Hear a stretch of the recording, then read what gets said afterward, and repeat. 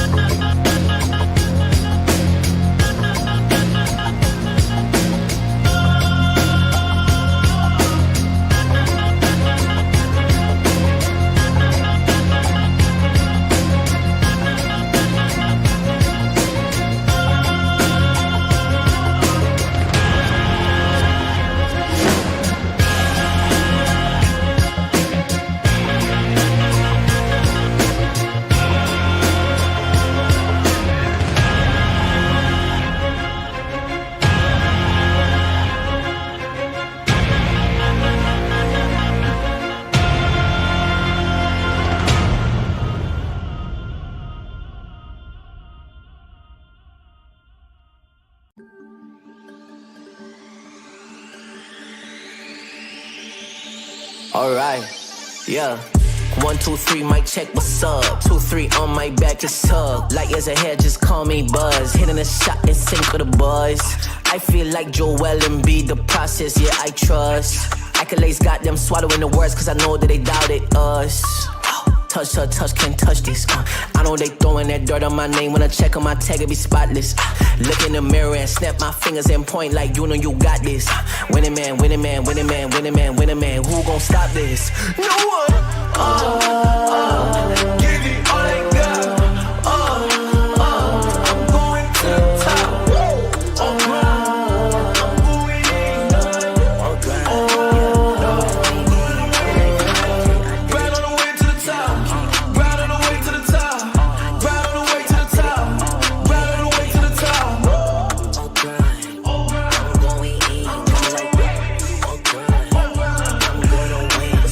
Flip the lead and I stick it. I came from the bottom to the top, but I'm not finished. I just needed me a minute. Standing attention, lieutenant. I gotta get up and get it. All I'm focused on is winning. You're not gonna cheat code. We win until the clock gon' hit Z. Whoa, I'm fighting my way back like I was Nemo. Do it, I am a dynamic dude. Whoa, win and win. That's right, my nickname is winning. Gotta walk in the building, gotta inspire the children. When they see my ambition, I'm not a regular civilian. Give me all I got. I'm going to the top. I'm going in. Right on the way to the top. Right on the way to the top. Right on the way to the top. Right on the way to the top. Did it, I did it, I did it. I'm going in. Got me like, woo. Gotta go up to the top, won't stop. I'm gonna be the man, yeah, I gotta cut a knot. Really haters really on me, tryna take my spot. But we go up, yeah, we never gon' drop.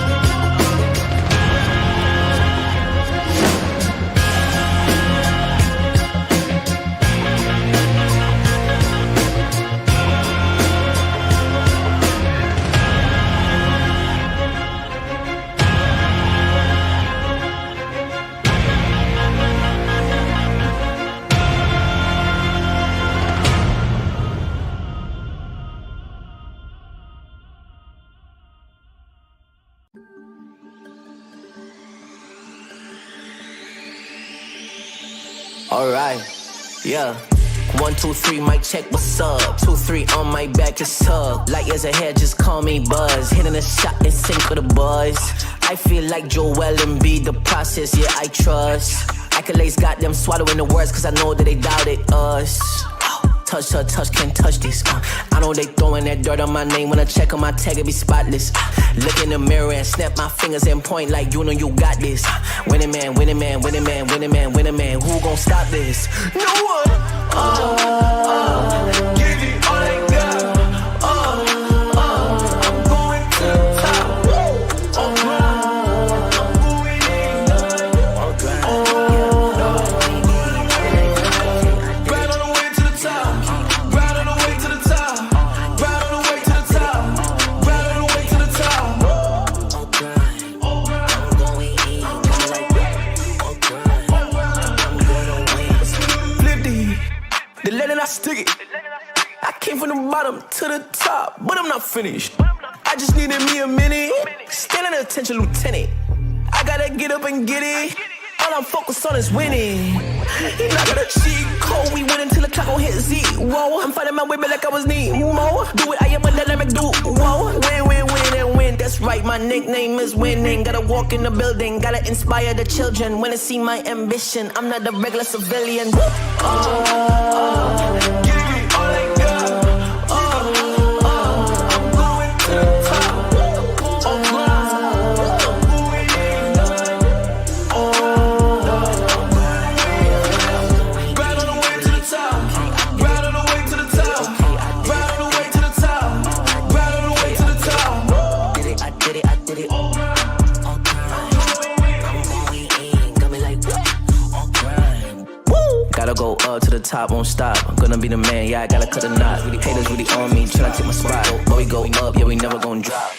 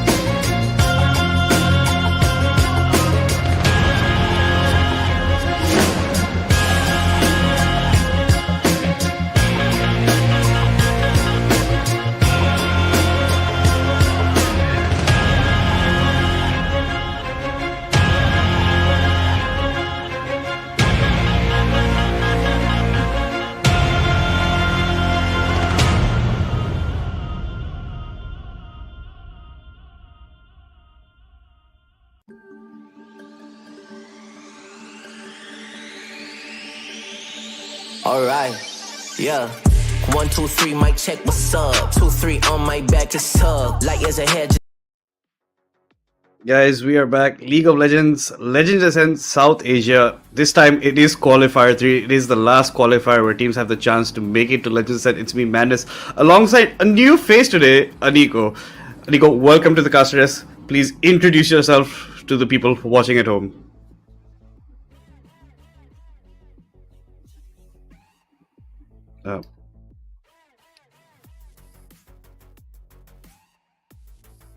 Okay. Continuing forth, we will be showing you a bit more about how the game, but you guys know it's been a bit of a long journey getting to this place, reaching to Qualifier 3. It's, you know, a bit of a tough time getting here for some teams, but yes, we already have 6 teams locked in. we are towards the part where we're going to see what teams will actually end up there. Speaking about that, guys, let's see what these guys are actually fighting for in that Legends Ascent tournament at the end. It's going to be that 10 lakh INR prize pool that people have, and the most important part, that spot at the LCP wildcard playoffs. That's the thing that people are vying for a lot. The money is good and all, but that LCP wildcard playoff spot is what most teams will be fighting for, because that's a chance to represent your region against some of the best teams in the world. And it gets you that experience that you guys people need, right? We've never had this kind of opportunity, and we're just very thankful for it. Speaking about how we got here, we are at qualifier 3, qualifier 1, 2 done, 6 teams picked up from there. Now the last 3 teams for the qualifiers, like for this qualifier, will be shortly underway. By Sunday, we'll have basically all the teams that we do require for the league stage that will be happening on June 30th to July 20th. Then playoffs will be July 25th to August 3rd moving forward. So a lot of action, just action-packed weekends you're gonna get, guys, being brought to you, and a lot to be unfold. Even the matches we're not streaming here are streamed on Discord, so you can maybe get a bit of how these teams reached till this stage and what kind of scenarios they had to overcome. Now, speaking about what this qualifier leads to, it is that Legends Ascent tournament. This is our tournament format. It's going to be those 9 teams, 3 from each of the qualifiers in a round robin league stage. So teams that have already faced against each other will be facing yet again, this time for more value for those points, those crucial points, because only the top 4 teams will make it to the double elimination playoffs. And guys, reminder, this is full Fearless Draft, hard Fearless Draft, whatever you want to call it, guys. Fearless Draft is now incorporated very deeply within League of Legends beginning from this year, and I'm just thankful for this, because we don't get to see the same comps over and over again. We get to see deeper champion pools, the deeper depths of players moving forward, and that's always a treat to watch. And you get to see some matchups that you probably didn't expect to see at this kind of stage, just because of how deep they have to reach in to their pools to pull out some comps that they want to work out with over here. And it's going to be a bit of a hard time. Fearless Draft does introduce a very, very unique and cool element. Speaking of today, at least, it is going to be semi-final 1 of qualifier 3.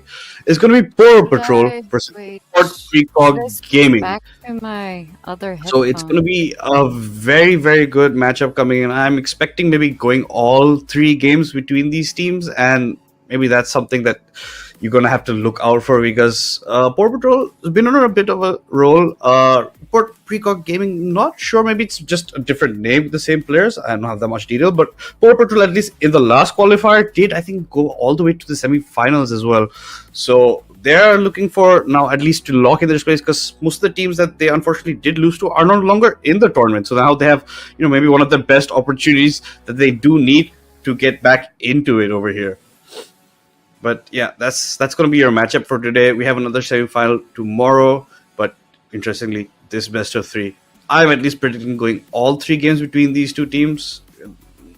Just hope to see great League of Legends essentially over here.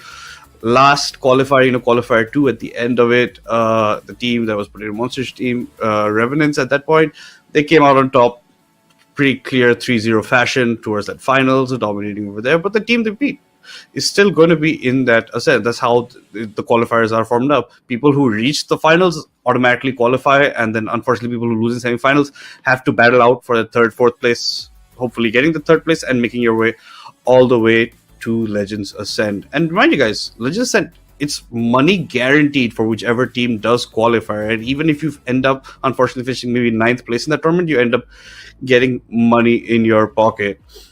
That being said, guys, please make sure to follow us on all our social medias. The links are in the description box below. Our Discord, we have a lot of fun events coming up. We have a lot of interactive sessions that we do. People you just want to join in, meet up, have fun with, and then follow or subscribe to the Fragnation channel, so you have you're up to date whenever we're doing our tournaments, and you're just first to know about it.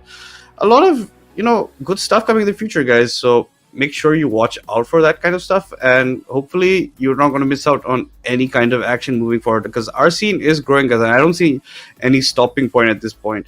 And another congratulations to Fragnations for organizing this tournament in partnership alongside Riot Games, bringing back the fun to the region. Seeing a lot of old players come back to the scene, which is always a good thing It's a great thing to see, people, like kindling their love of, this game that's been on for a long time. It's released in 2009 at the end of the day. So pretty much one of the longest running esports titles there is. And at least for me, the most interesting one on paper as well, because just how it goes around. Yeah, but that being said, that is your matchups going to be moving forward. It's going to be maybe, I don't know, it's a bit of a dicey situation because I just don't know the second team that well. But Poro Patrol, I'm pretty sure going to put on a nice showing. They did finish their semi-finals, I think. Quarterfinals yesterday, the day before. Day before. It was either on Wednesday or Tuesday. So they've had a bit of a gap breather or time to rekindle whatever they want going forward over here. So hopefully they've done their research on these players, maybe watched the matches on the Discord server, so maybe they have some ideas. So maybe you get to see some targeted bans, because usually we don't get to see that many meta bans at this stage of the tournaments. We just see a lot of targeted bans essentially, and the OTPs get removed pretty much out of the way. No one's allowed to actually use their OTP. Some teams adopt a nice strategy, like maybe let the other team take their OTP in at least one game, so they don't have to keep on using a ban slot for it for the games moving forward. But yeah, a lot of strategies can be used here and there. You can instead take your champion for yourself. You want to play it how you want to go for there. They tried to do that against Potato Monster, I believe. I forgot which team it was. They tried to take the Smolder away from him. Unfortunately, it didn't work out for them. But I like to see these kind of ideas popping up from here and there, and try shake off the old, tested, just do the same things again and again. And this is exactly what Fearless Draft brings out in players and in comps that you're going to be running. A lot that is not to be said. Maybe the Nefiri Gwen, it's been getting put through a lot. Maybe it has to be picked up. Now Mundo, because of Alois, pretty favorite in the top side, the push, the boy with this push mechanics. So maybe we get to see a Mundo coming out here and there, because before I think Alois did the push for him, he wasn't that much of a popular champion, at least in the current meta. So now maybe get to see something else. And this is where, streamers and influencers have a big, deal on up-and-coming players who just want to maybe pick certain champions just based on what they've seen of it and how they want to move on going forward. I think in one of our quarterfinals, we saw Victor APC, maybe not right with that comp, but it has been dominating in solo queues as well. So these kind of ideas are floating here and there, especially with, recent patches and updates coming up. Renekton's also got buffed quite a bit. So it will be fun to see who, pilots the Crocodile. A very good blind pick being that Renekton in the top side. So I just want to see maybe how these teams are going to go moving forward. If you guys are supporters of either team, please make sure to, show your support in the chat. Teams do look at it from time to time. It's a good motivation boost for them. And yeah, also put down your predictions of who do you think is going to end up winning this matchup and in what score. So maybe we can get a poll going on that on the YouTube channel, and maybe we can see how the audience at least thinks these teams will fare, at least in today. And guys, whoever does end up losing, it's not the end of the line over here. Even though it's a single elimination tournament, they still fight for the third, fourth place on Sunday. And whoever does end up winning that will still end up qualifying for Legends Ascent South Asia. That would actually be your last team to qualify at that point. But yes, I think the clear favorites are none, at least in this matchup. Maybe tomorrow's game, maybe a bit of a different picture, but at least in this game, I don't have any clear favorites as of myself. Maybe if you guys can put some opinions or what you guys think should be happening. Another news, Los Ratones. Fantastic job. Second win for them. Second split win for them. Doing fantastic over there. We're seeing a lot of, streamer teams bringing it back. Old players who've retired coming back just for the content as well as playing it. So maybe we get to see something of that in other regions continuing on as well. And hopefully one day in the South Asia region as well. Because it's a very interesting concept to go about, right? It does teach a lot of new players a lot of it about the fundamentals moving forward, about how you want to play your macros, especially your micros in situation, how to do shot calling. But yeah, at the end of the day, it's up to how these players want to go. The one thing maybe really want to go for is maybe use those grub timers really well for your swaps in lanes. Most people are not doing it. Swords haven't been roaming at that much, especially after the changes to the grubs at level, at the 6 minute to the 8 minute mark. People are not changing it as much as they want to do for that much. And yes, guys, it looks like I have been rejoined with my co-caster. It's going to be a Nico over here, new face in the scene. And Nico, anything you want to tell the people watching at home right now?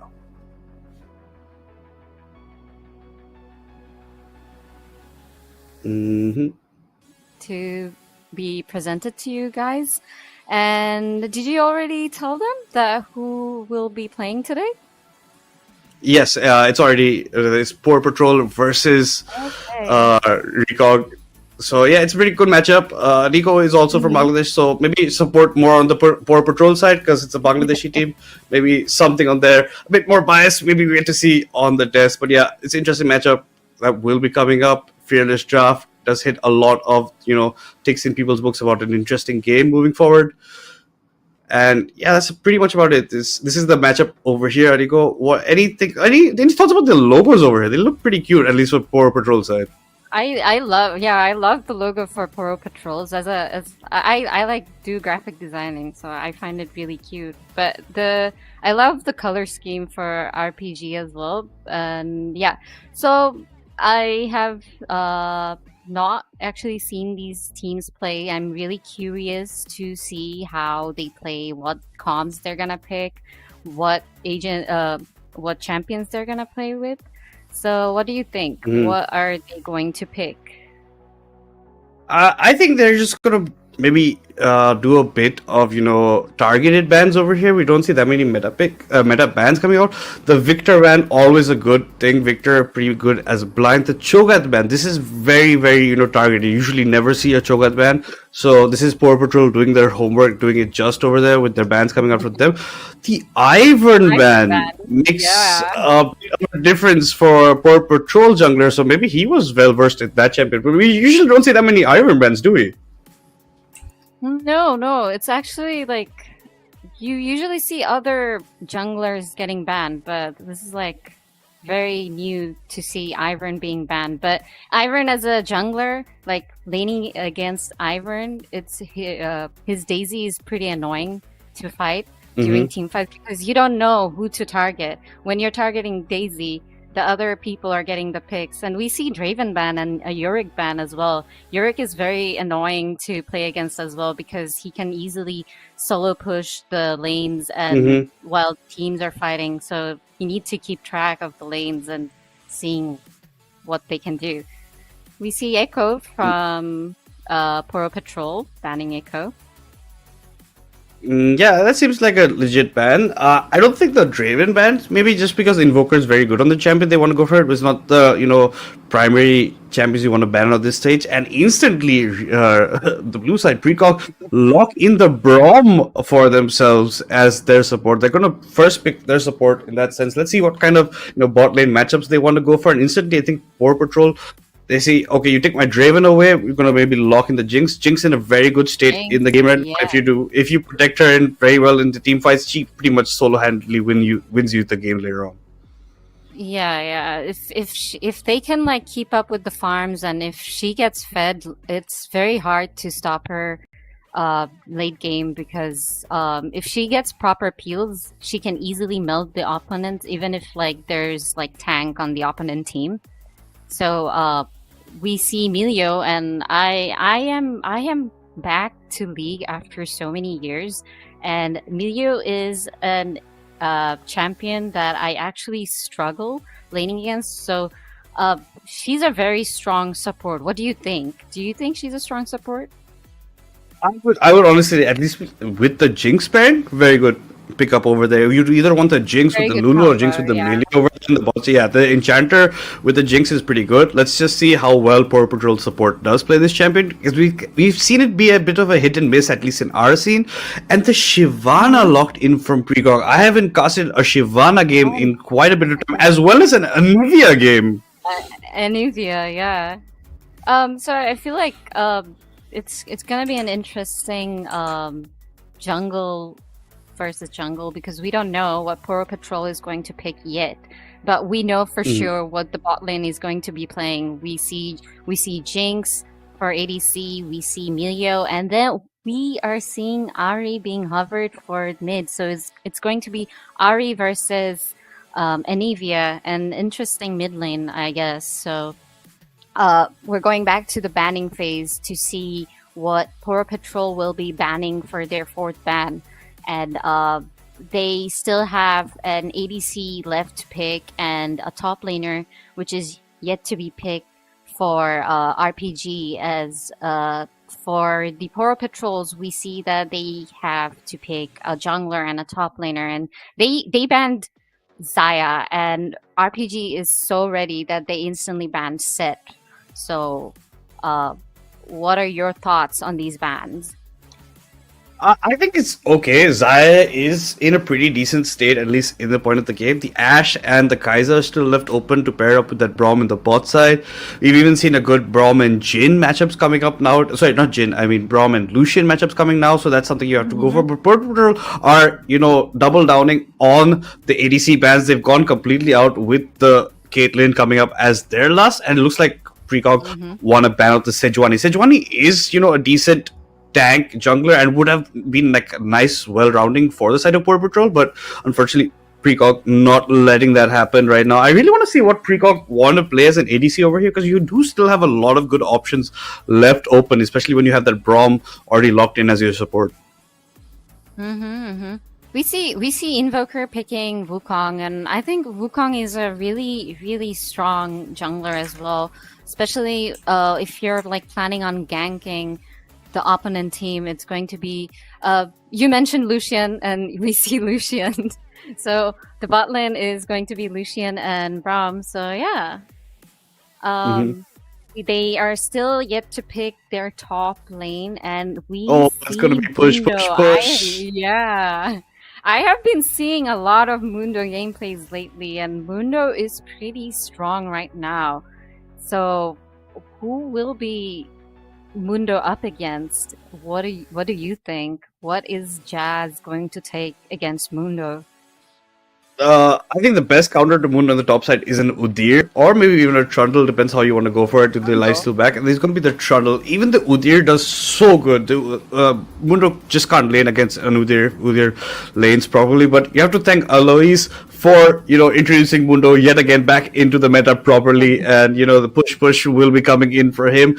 But talking about both the drafts, seems good overall. Your main engage for your side of Poro Patrol is either if your Ahri lands that charm, or the Wukong goes in with his ultimate. But on the type of Precog, you have a good amount with your Braum coming in, your Shyvana can initiate, your Nivea can go for it. Yeah, Mundo is going to be a menace if you let him live for a nice amount of time on the top side. It's going to be like both the teams need to actually play really safe. In my opinion, I feel like RPG has like a more tankier team, more peel for Lucian. So I think Lucian will be getting a proper amount of peel if they're able to do that. But same for Poro Patrol. We see Trundle, we see Wukong, and if Wukong and Ahri are able to target the proper target for the opponent team, it will be really, really good for Poro Patrol to secure the team fights. Whereas same for RPG, if they are able to sustain the team fights, they will be winning. So I'm very curious to see how the team fights are going to turn out, because I feel like it's going to be a long, long team fight. Both the teams trying to peel one another, trying to see who can secure the objectives first, and how it's going to play out for the teams. Yeah, exactly, right. It's going to be a bit about how those fights go on and the kind of engages and disengage you go for. Maybe my slight problem with Poro Patrol is that Trundle will be off on his side, on his side quest, just going for the split push. Yeah. So Invoker has to be very careful about how he positions himself. The Milio can save you, even the Wukong, but if you get locked down by a Nivea and a Braum, it could be a huge amount coming in for them. Like, it's very hard for you to, mess around once you get locked up in place. And, Jinx, a bit of an immobile champion, especially if you don't get, the excited reset for yourself. It's a bit harder moving forward like that. So they just are going to, play it well. I hope the Milio, ultimates come in time for them. So it's just how you want to see it. That Lucian Braum combo on the bot side is very, very deadly, especially, how Lucian's passive does work with the double shots for himself, times perfectly with the Braum's passive. I want to see how far Shyvana can go, because we usually don't get to see that much of Shyvana. Wukong has always been a staple in the scene, right? The Wukong, the Jarvins coming in, the hard initiate champions for yourself inside the jungle. Shyvana, unless that R is available, the Fury is built up, it's going to be a bit hard for her to move in fights. And I want to see how killer 980 does on the Moon, because we've seen Mundo, like, his win rate's not the best in solo queue, because there's a certain way you have to play this champion, right? Especially with the the push.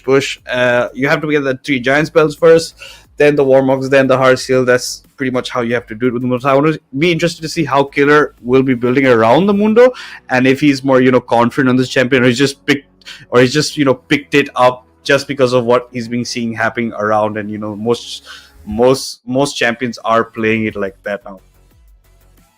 Yeah, I'm also curious. Do you think Shyvana might go for an AP build, because their team is so AD heavy, so we don't really know yet if Shyvana's going to go for an AP build or a full AD team, because their team has Anavia as the only AP champion, I guess. So I feel like Shyvana might go for the AP build to sustain more of that AP damage and see how it turns out. Yeah, Shyvana with the Leandries and stuff going into those team fights will do a lot of damage, as well as burst damage. You can, instantly burst down the Jinx if you catch her out, especially with the kind of comp that you're running over there. Yeah, but it's going to be interesting to see how the Shyvana wants to build around. As you said, very less AP on that side, but I think it's more about the split push battle that will happen between the Moonro and the Trundle about who's going to go where later on in the game, and how you're going to end up playing the macro towards maybe the 20th or 25th minute. That's where most of this battle will actually get decided, in my opinion. But so this is like probably later in the game. We don't know yet what's going to happen. But Atakan, the new addition to the game. Where do you think? Is it going to be in bot lane or the top lane? It is, I think, going to be bot side. Just given that you have a Lucian Braum combo over there, you're going to be as aggro as possible. And the Mundo and Trundle pretty much are not going to be exchanging blows that much. They're just going to be playing a bit of a farm fest for themselves over there. It's going to be about how the junglers actually rotate on the top side, and they actually, capitalize on any mistakes or over pushes that happen, because we do see, at least in our region, a lot junglers focusing a lot more on the top side. It's I don't know how to say it, but very curious to see how the junglers are going to secure the objectives, because now there are a lot of objectives to be seeking right now. The void grabs at the beginning, then the rift heralds, then the dragons coming up, and of course the Atakan spawning later on. So there is going to be a lot of pressure on the junglers themselves to make sure that their team is actually progressing throughout the game and securing the objectives. And also the thing about getting the upgraded boots. So there might be a situation where they're actually trying to rush the objectives to secure the boot upgrades. Who knows? Absolutely, that's a very important point, right? You sometimes end up throwing certain fights just because you're in that desperation to end up getting the boots. Say you're like at 1 epic monster and they're at 2, and if they get it, it decides it. So you go for the fights that not necessarily are going to be in your favor, but you think it's a do or die situation. But the boots, honestly, are not something you have to give over like maybe 4 kills over for. So it's something that you have to play the min max variance about it, and how you actually want to end up going, because Jinx with those boots does a phenomenal job, but you later on build the tier 3 after maybe 3 or 4 items. But hold all thoughts, guys, because that's all about the theory. We're going to see the practical on the rift. We're going to be starting off with qualifier 3 semi-final 1 between RPG and POP, and it looks like a pretty much standard setup across the map. I think Lucian has forgotten to buy items, so he's instantly recalling right now. He's going back. Yeah, he's going back. He brought his item. He's on his way, running as soon as he can. We can see that Ari and Milio, they're like waiting in the bush, seeing if anyone from the blue side is actually pushing them, but nothing's happening. Well, no invade happening. I was hoping that there might be an invade happening. And I guess Shyvana will be starting blue first, or do you think she might try to steal I the think jungle she's going to put but a bit deep vision for herself for later on when she wants to go for. But like you said, I would have also liked to see maybe an invade, especially when you have a Braum on your side with the Lucian matchup over there. That could have been, something that RPG could have looked for. But instead, just playing a bit on the safe route, going for their own wards. They've even warded off their own red buff in the, maybe thinking that POP might try to go for it later. But Ari, nice ward being placed down around the 130-minute mark towards the Wraith camps of RPG. So the POP are definitely going to have an idea exactly where Shyvana is, at least for the first 5 minutes of the game. yeah, and we can already see that so far Anivia is already poking Ari and securing the minions, and top lane is just going to be farm fest as you said. But they're already hitting one another. And yeah, we can see in bot that so far a little exchange between a little poke to Lucian. His health is low. Braum securing that minion. And level 2. They're already level 2. Mundo's having a bit of a hard time in the top side, lying the briefcase, but this is not what you want to do as a Mundo. You have pretty much one of the weakest early games, and you have to play according to that instead of trying to keep on exchanging blows with the Trundle over there. And Jinx really completely taking advantage of that extra, range that Jinx does provide, when she switches between with her Q as well. Both junglers have started on the opposite side. Shyvana started on the top side of the map going towards her red camp right now, while Wukong meeting his own red in the top side. But I don't think he can do much against the Mundo right now, especially with the Trundle going in. But look at this. Trundle pops his ghost. He's trying to go deep in. The ghost smashed by the Mundo. The Mundo has to respect this completely over there. He's lost quite a bit of HP as well. I was thinking that he might do tower dive, but maybe it's a bit too risky because early game. But yeah, he took like significant amount of his HP was gone, and that was like a very aggressive play from Trundle. And we see he's going at it again. Mundo's going back, but in bot lane we see that Braum doing a deep ward, and then in mid we see Anivia landing that stun. But now we've been seeing that Jinx and Mio have been doing like early. They were like pushing the lane, but now we see that it's the other way around. Lucian and Braum pushing it in, and in mid, she lands that charm. Almost. But like the thing about Anivia is, she can like turn into an egg, and yeah. First bug goes RPG. Dex is a bit overextended there. You have to be careful about it. The electrocute the arcane comment already back up in Nivea's pocket, and Nivea just has to land the stun, especially then her E does more damage, and instantly picking up the first blood for the side of RPG over there. Nivea doing a fantastic job. Terex, a bit of an overextend by the man over there, picks up an amplifying tome as well as refillable potion on back from the gray screen on the bot side. Still a bit even as CS more in the favor of the Jinx right now. Now Jinx and Milio still keeping that push. You have to keep aware of the Braum when he moves up into the bushes, but it doesn't seem to phase Invoker whatsoever. Other than that, nothing much happening on your screens right now. 10 seconds, the Drake will be spawning, and looks like Wukong will be having prior on that side, especially with how the Jinx and Milio are moving right now. So we will be probably seeing Atakan at the bot lane, but we see Mundo recalling back. His HP is very low. In mid, we see Shyvana trying to enter the red side jungle, but I think the team pinged that she might be going there. We do not know yet. She decided to fall back. Shyvana might try to gank mid, but not at the moment. What do you think?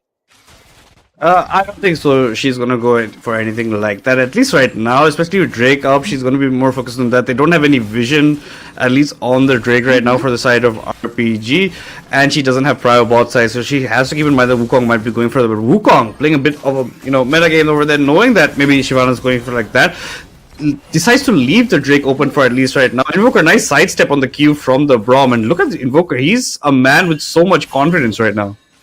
He's like poking them down so much. Very confident with that Jinx poke, the Jinx Q, and they're like half of their HP, trying to push it in. With Braum as a support, like they, as you mentioned, that they should be careful when he's like trying to come forward. And we see Shyvana, I think, already doing the early drag, and Ari moving towards the drag, trying to see if they're actually doing it. And they already have info, and they secured the Cloud Drake. RPG secured the first ever Drake, and they're probably going to do a trying to push for a fight in bot lane, and we see Wukong also coming bot to back them up, but not engaging entirely because it's not going to be worth it. We see Jinx very ahead with their farm, but in top lane, Mundo is very behind on their farm. So yeah. Yeah, it's looking a bit tough for them. Nice pillar from Venom. Gets a nice chunk in over there. Mundo hits back. Pretty much equal, at least in your trading. But the Tiamat will give, Venom. Venom has to be careful that he doesn't push the waves too much with his Tiamat when he's trying to, go for those minions. And he has to be careful about his wave state, essentially. Given that now he doesn't have an idea where Shyvana is. He does have a ward in the bush over there, but he has to be slightly careful right now, especially when you don't have a track of where the jungler will be going. Look at this Anivia, very nice placed wall over there. Unfortunately, does eat the Q on the way back, but nice E does land to the face of Terex over there. Yeah, sending Ari back to base, making her very low. But we see that Anivia is moving towards the top side river, and already Shyvana with her ult pushing in, and they're trying to fight over the scuttle, trying to see who can get it, and Milio's top as well. So but here comes the bomb, here comes the Lucian going in. Wukong's trying to spin away to glory. Here comes the culling from him. Venom's been left alone. Here comes the supermarket death rocket from downtown, but doesn't do that much damage. Trundle ends up falling down, so does the Ari. That's RBG claiming 2 for nothing in that fight and securing the feats of warfare for themselves. No, like this is what I was like thinking, that Shyvana was waiting for her ult. Once she's like level 6, she's gonna start the fight, she's gonna start engaging, ganking more, trying to secure more objectives. And we already see that they secured the first dragon. They're already ahead in gold, 13.7k ahead. So 7k ahead from Poro Patrol. So the Poro Patrol need to step up, or else they're going to be very behind, and it's going to be very hard for them to recover. They need to secure at least some of the grubs that Shyvana's already starting and initiating, and they already have an idea because Ari and Wukong is trying to go there, but Anivia is trying to stall them as much as possible. And Trundle is also moving. We see the fight going on in hopefully we can see the mini what we can see from hopefully we see it. But I think where RPG came on top in that last fight that happened near the grubs is that the Lucian and the Braum, they moved forward much earlier, and the Jinx was still left alone on the bot side, so it was a bit of a problem for her. She's not in there. The Lucian Braum completely changes the face of how that fight was looking, because it looks like they just wait for all to run out and they can pretty much turn it. But before that can happen, the Braum, the Lucian join up in the fight. I think it's smart because Lucian knows he can't do too much right now bot side, especially how far Jinx is ahead. She does have the BF sword as well, so she will be doing quite a bit of damage in the exchanges. The Mundo, as you said, falling quite a bit behind in CS numbers, has to use his Q basically to try and get as many CS in his pocket, get as many minions over there. Has to be careful. Venom can maybe even dive at this point, and that's exactly what he goes. He does activate his ult onto him, but Mundo is not that scared right now. No summoners being burned. But again, Derek's getting caught between a wall and a hard place. And AFK. Oh no. No. Oh no, Derek's right now. That was very unfortunate. Ari probably disconnected. So yeah, and another kill goes to Anivia. I think she has a bounty on top of her. So it's going to be hard for the mid lane to recover from that a bit. Yeah, and especially given that your other lanes aren't doing that much well, like your Nivea gets ahead, she does a lot in team fights. Unfortunately, Terex, this death can't be that contributed that much to him. But the first death, I would like to blame the man quite a bit, given the kind of movement he did over there. Did not respect the stun from the Nivea for his at least that first blood, and with those ground fights that went down later on, it would be RBG picking up the feats of warfare. It's very crucial for the entire feats of strength later on, and they also did pick up the first strings. Already one of those 3 epic monsters also locked away for themselves, and they have to be careful about it. But guys, please don't go anywhere. We'll be taking a very short break before we head right back into the action. Just call me Buzz, hitting a shot and sink with the boys. I feel like Joel Embiid, the process, yeah, I trust. Accolades got them swallowing the words, cause I know that they doubted us. Touch her, touch, can't touch this. I know they throwing that dirt on my name. When I check on my tag, it be spotless. Look in the mirror and snap my fingers and point like you know you got this. Winning man, winning man, winning man, winning man, winning man. Who gon' stop this? No one. Give it all they got. I'm going to the top.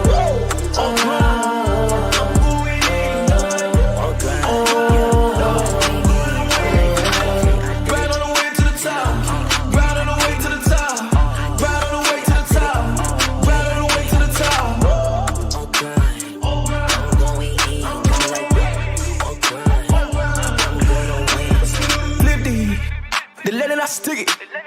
I came from the bottom to the top, but I'm not finished. I just needed me a minute. Standing attention, lieutenant. I gotta get up and get it. All I'm focused on is winning. And I got a cheat code. We win until the clock gon' hit Z. Whoa, I'm fighting my way back like I was Nemo. Do it, I am a dynamic dude. Whoa, win, win, win, and win. That's right, my nickname is winning. Gotta walk in the building, gotta inspire the children. When they see my ambition, I'm not a regular civilian.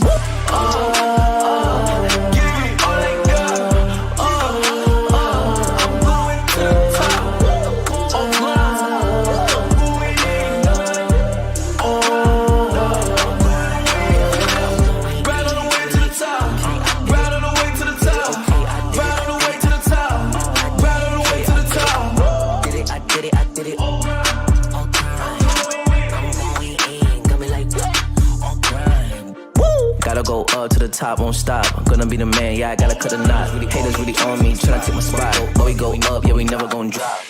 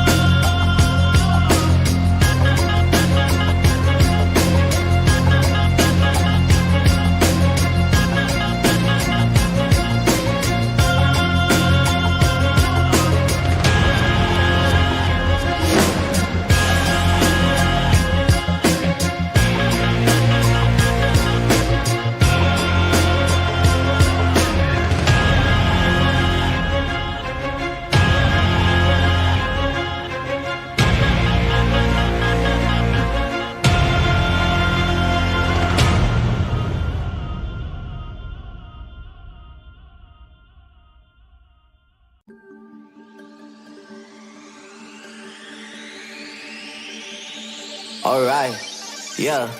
1, 2, 3, mic check, what's up? 2, 3 on my back, it's up. Light years ahead, just call me Buzz. Hitting a shot and sink with the boys. I feel like Joel Embiid, the process, yeah, I trust. Accolades got them swallowing the words, cause I know that they doubted us. Touch her, touch, can't touch this. I know they throwing that dirt on my name. When I check on my tag, it be spotless. Look in the mirror and snap my fingers and point like you know you got this. Winning man, winning man, winning man, winning man, winning man. Who gon' stop this? No one. Give it all I got. I'm going to the top.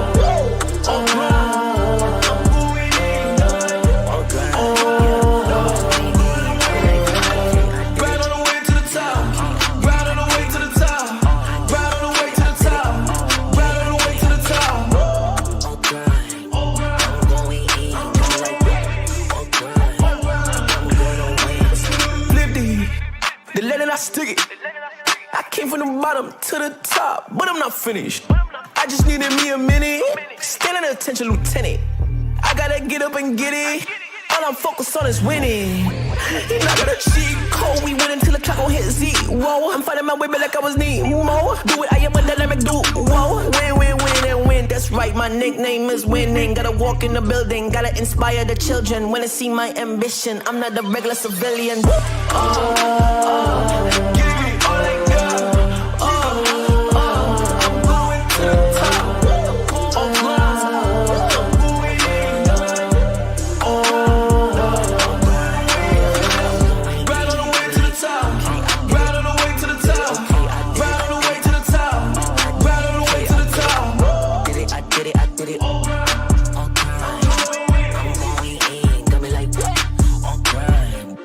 Gotta go up to the top, won't stop. I'm gonna be the man, yeah, I gotta cut a knot. Really haters really on me, tryna take my spot. But we go up, yeah, we never gon' drop.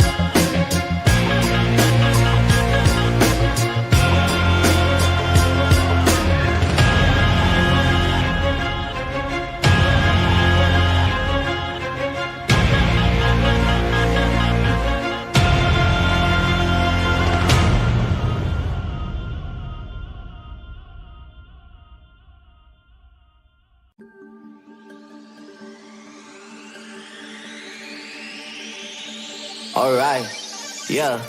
1, 2, 3, mic check, what's up? 2, 3 on my back, it's up. Light years ahead, just call me Buzz. Hitting a shot and sync with the buzz. I feel like Joel and B, the process, yeah, I trust. Accolades got them swallowing the words, cause I know that they doubted us. Touch her, touch, can't touch this. I know they throwing that dirt on my name. When I check on my tag, it be spotless. Look in the mirror and snap my fingers and point like you know you got this. Winning man, winning man, winning man, winning man, winning man. Who gon' stop this? No one. Give it all I got. I'm going to the top.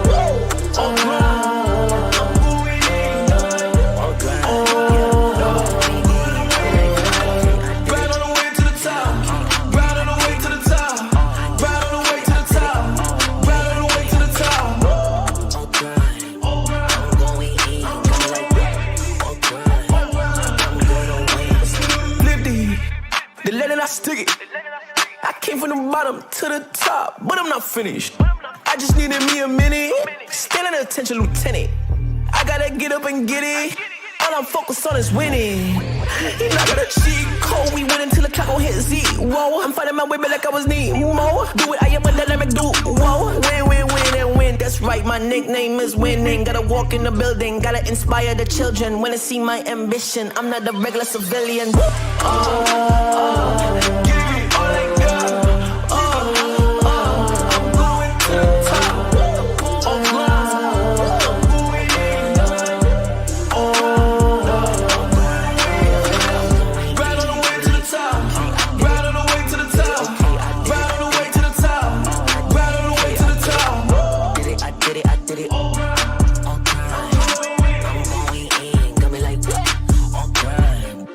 Gotta go up to the top, won't stop. I'm gonna be the man, yeah, I gotta cut a knot. Haters really on me, tryna take my spot. But we go up, yeah, we never gon' drop.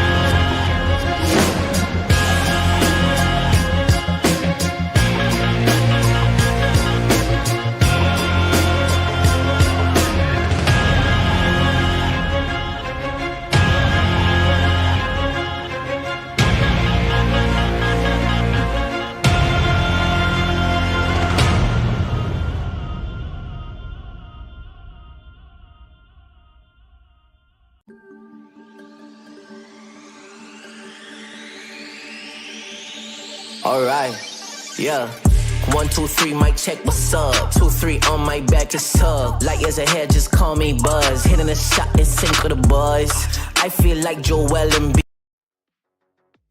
Guys, we are back after a bit of the shortness of delay, but it's just not looking that good for the side of Poro Patrol, at least right now, how the things stand. Anivia, Terex had an unfortunate DC going on over there, and that's why we're going to be joining right back over here. Terex, unfortunately, does reconnect.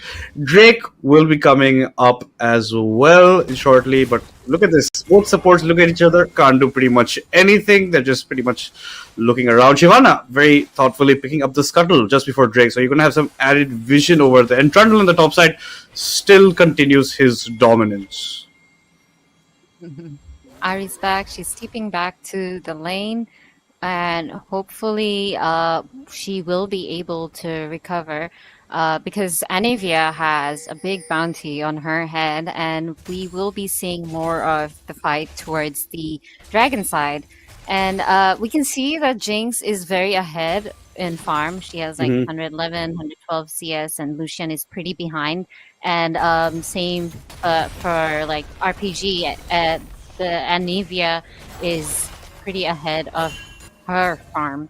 So like for Poro Patrols, it is very crucial to see if the Jinx will be hit. Oh, we see a team fight trying to engage Here Ari comes and Ari did jump forward, but unfortunately couldn't. Was the Superman Death Rocket, even if it did connect, pretty much just gets Agnivia at that point. But Drake getting started up by POP right now. Shyvana is just waiting around the corner and does ult in nicely. Emilio's gone down pretty low. Here comes Blackman with the Kali. It's going to be the Brock picking up the kill. The Claw does distract them for a bit of time. Terex unfortunately does not have his ultimate because he had used it, burned it to try and get the Nivea before, and yet again Poro Patrol in an objective fight, just not coming out on top. Milio with very bad spacing from side. Just let the Drake get dragged out before you try to, stand up over there, and he just gets instantly caught out.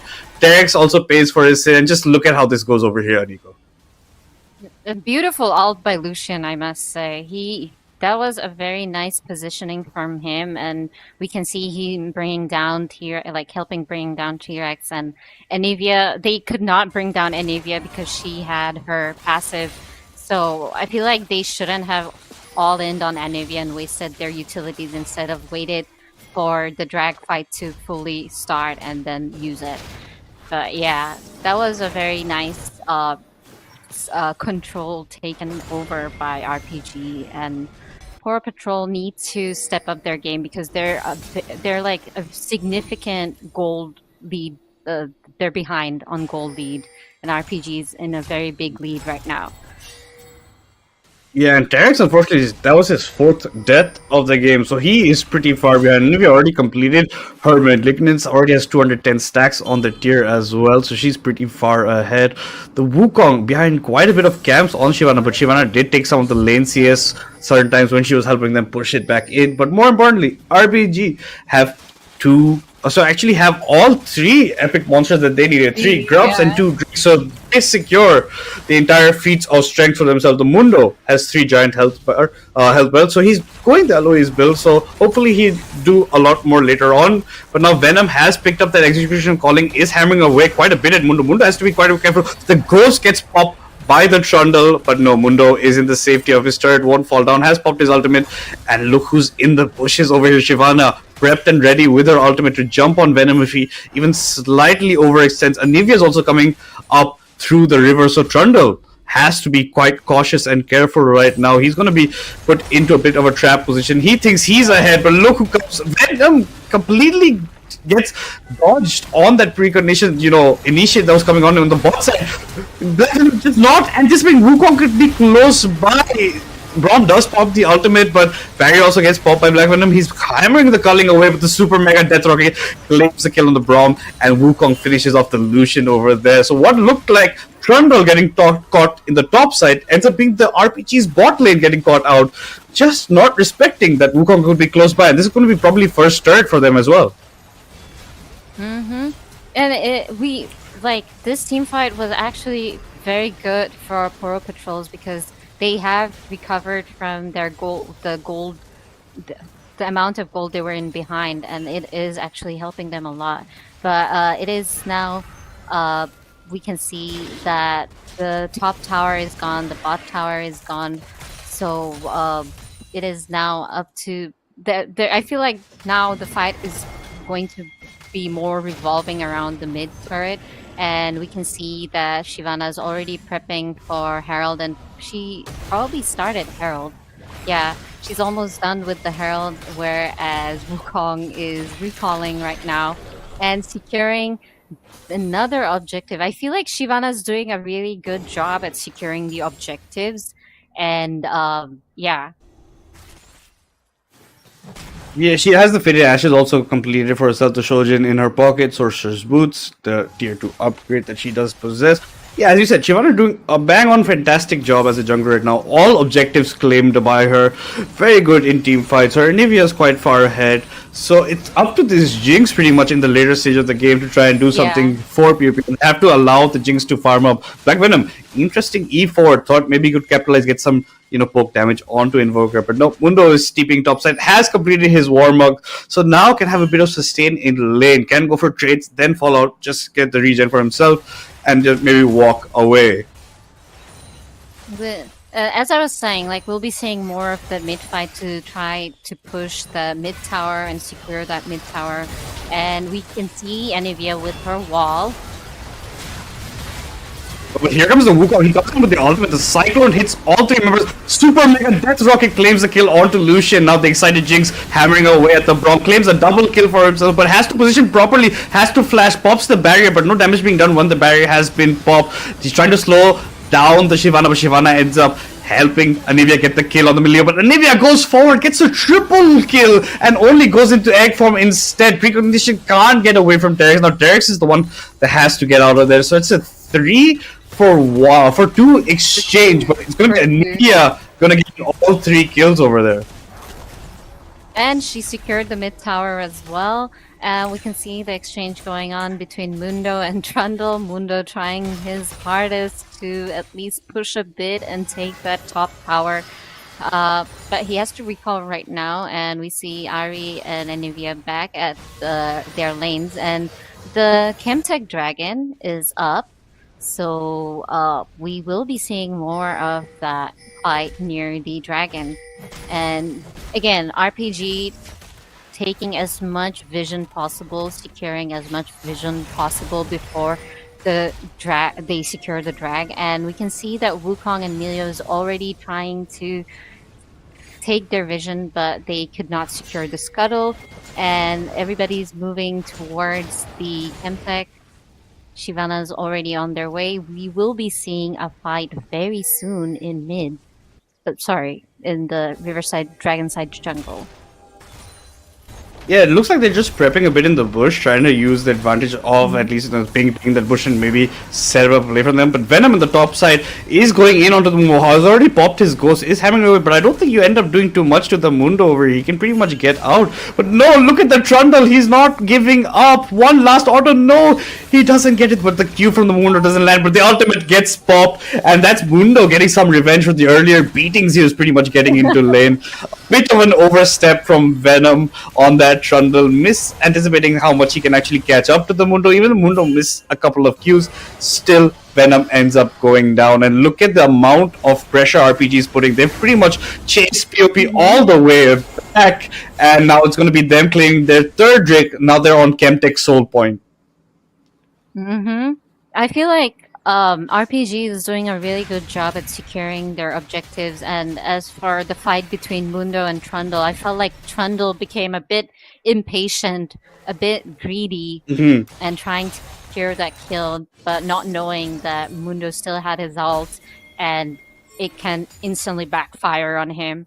And we see Anivia with 650 gold bounty on her head, with RPG having 34k gold lead compared to Poro Patrol. So it is up to, honestly, for Poro Patrol, they need to think about if they can drag this out to late game, peel for their jinx, and somehow win the team fights, hopefully. Yeah, but it's just not looking good. Like, POP have to drag this out maybe to a 40-minute game to get to that kind of stage where they maybe can fight back. Because at the current moment, they just honestly can't do much against it. Mundo's also at a pretty strong part, has completed his Heartsteel. Still be looking to stack that up. Now that, more important, Adakan has spawned on the top side of the map. Both Venom and the Mundo do have TPs if they want to match fight over there. Look at Anivia already getting some space up onto this Ari. Terex has to early pop his ultimate, so won't have that for later fights, but he tries to go back in. The charm does land, has to pop another R. Nice Braum ultimate, does connect to 2 members. The Shyvana ultimate maybe just not recommending that point. Now Venom in the bottom side going head to head yet again against Killer, is healing up quite a bit, does have his Hydra as well completed. Rift Herald spawned in the top side, going to be crashing against this turret. Do they have the damage to finish it off? Apparently they don't. They're choosing to maybe play it safe, on the safe side here, because it's pretty much their game to throw from the side of RPG right now. And like, they're like RPG is ahead in levels. You can see Anivia is like level 13, Ari is still level 11.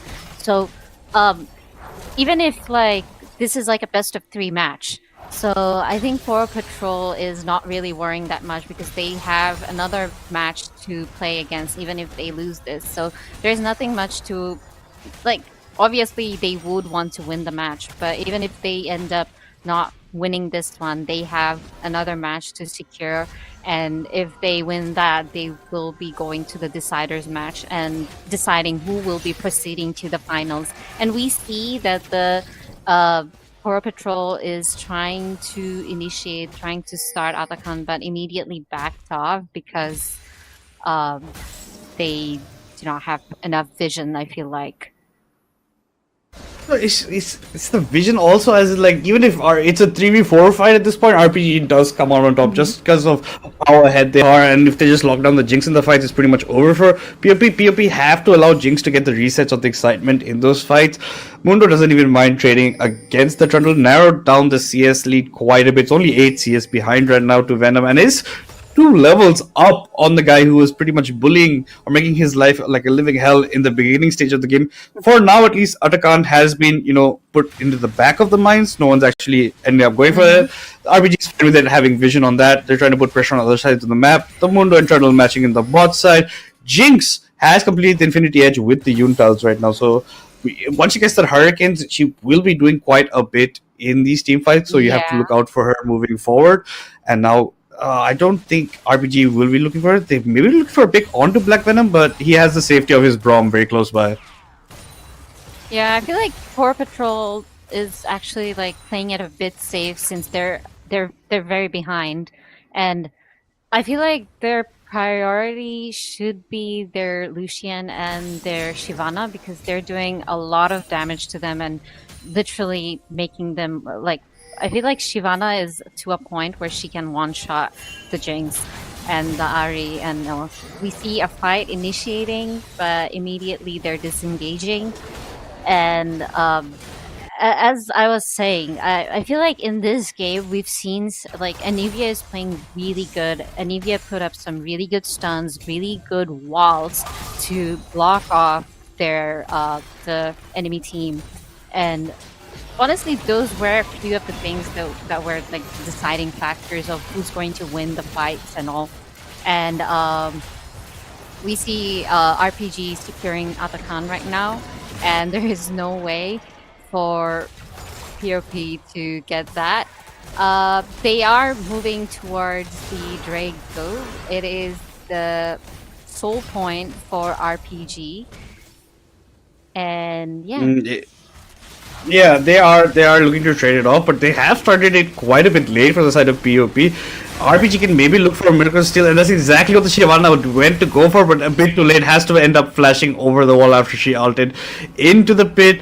That was, trying to, have your take your game need to as well, because you already got the Atakan. Not necessarily have to go for the steal over there, but hey, it's a play you want to go for. You can maybe go for it and try to secure the Chem Soul up or early up over there, and that's because of POP getting a bit greedy and trying to take the tier 1 in the mid lane before even doing the Drake, trying to min-max quite a bit over there. But Mundo, very, very fed right now, as in the sense that he's very, very strong, has a Bramble. Look at how much damage Anivia is doing from here. That's Milio dead without doing anything in this team fight. Milio has just been, the scapegoat, and in they go. Tier 2 does fall in the mid lane. They're focusing a lot of damage onto the clone. That doesn't do much for the members of RPG, but look at Mundo. He's in the push mode. He's walking quite a bit forward. I think the Wukong has to flash, and that's exactly what he does just to survive in these fights. And POP completely on the back foot right now. They can't even do much against this turret. Like, Mundo just tanks so many turret shots, but he doesn't mind. He's going to heal up through the Warmogs as well.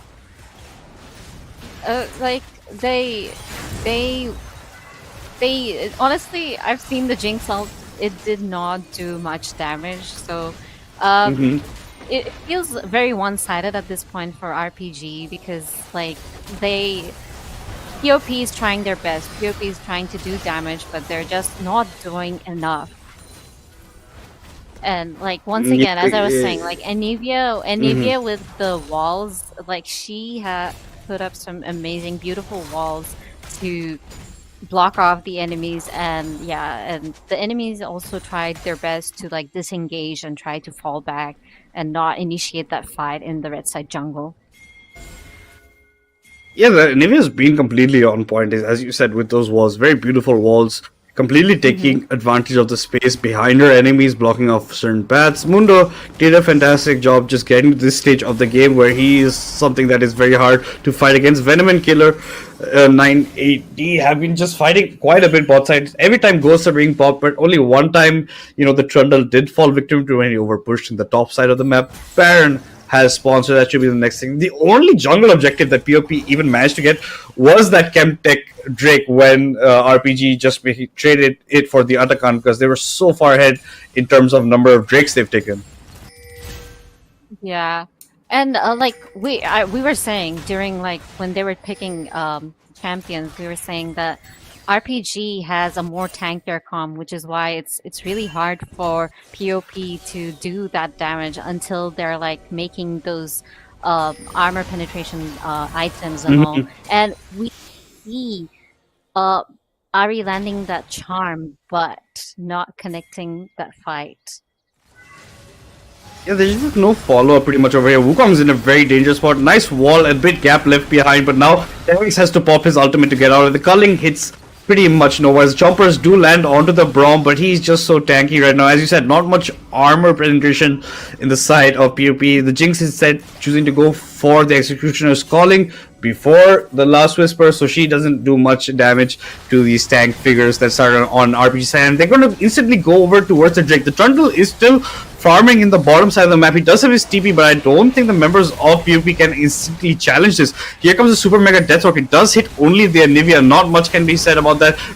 Very low. Baron gets picked up. Baron gets smited away. A turret unfortunately gets picked up with the objective bounty at the bottom side of the map. The flash forward by the Braum. Invoker is trying to run for the hills, but he's not getting his excited, not getting his resets. And unfortunately, the only thing he gets is the gray screen at the end of the day. And we've seen this time and time again. Milio is the one who's just been left behind. You can't do anything. Venom just TP into the fight, but it's a bit too late for anything over there. Venom has to be cautious about it. And they don't even have that good of a wave clear. I think it's going to be RPG looking to secure their final Drake, get that Chemtech Soul, and pretty much put POP out of their misery, at least for game one. For game one.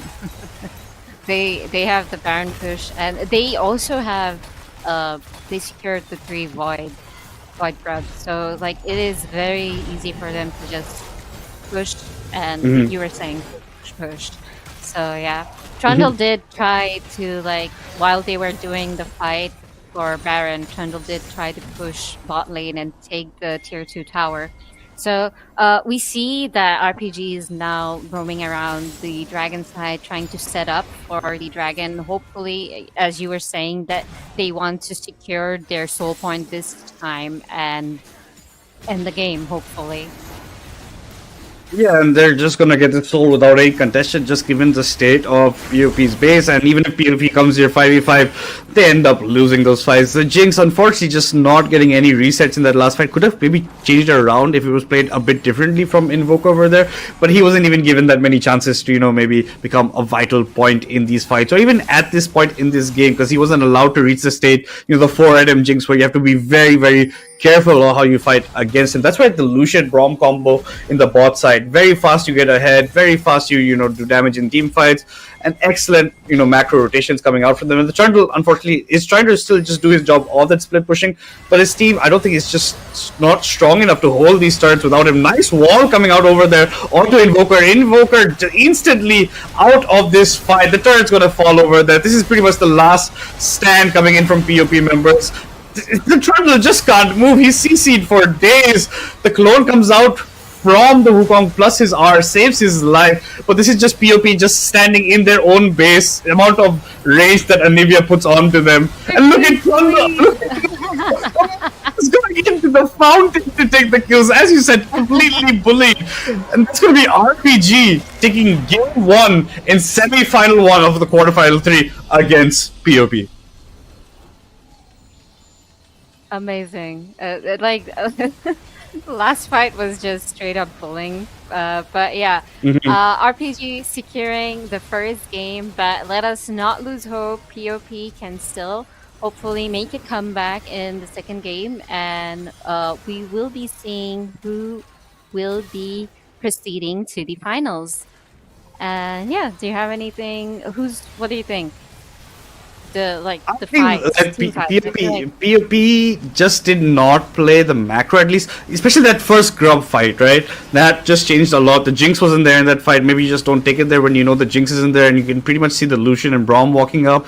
You don't let your strong members get to the point where they're strong enough, right? The Jinx just now had completed the Mortal Reminder. It doesn't even have the Runans for that additional, AoE damage that comes out from it. And the Mundo played the laning phase superly, given them that he did not die over there, right? And he instead baited the Trundle to come and push too deep. So when Trundle had the advantage, Mundo instead pulled out the Uno reverse card. So well played, very nice and patient game coming out from the side of RPG.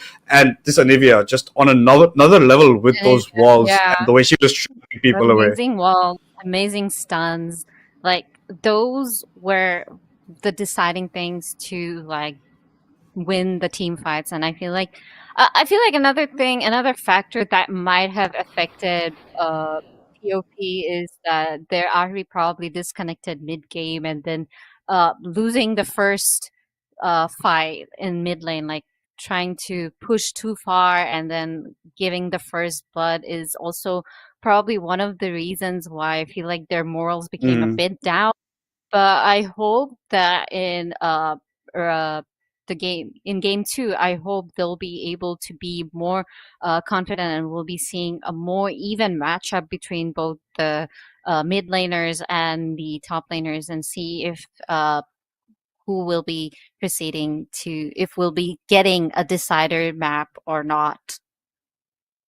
Yeah, absolutely. But this is the game, at least stat-wise, it's 1-0 going on. A lot of 80 kills coming, but this is the man we were talking about so much, the Anivia, the MVP for your game 1. Clownshot did not die. I'm pretty sure I only saw him going to the egg form once, then egg Anivia. That's after he got a triple kill. So this man played excellent. CS per minute does not matter, just given how much fighting was being done, the damage as well, just the utility in these fights that this man was providing. And he is the guy who got a solo bolo first blood as well against Terex before. Unfortunately, the man did DC. So very well played from Clownshot on the Anivia, and I hope to see greater things from this man, and a very good pick coming out, because like we talked about in the draft, don't see that many Anivias. But if you have a Anivia like this, why not just bring it out? Exactly. Like a strong Anivia is very annoying to play against, and also hats off to their Mundo, because their Mundo also did some a very good damage and like push. Yeah, he did a fantastic job. But that's been game 1, guys. We will be jumping into game 2 very shortly, but just before that, we'll take a very short break.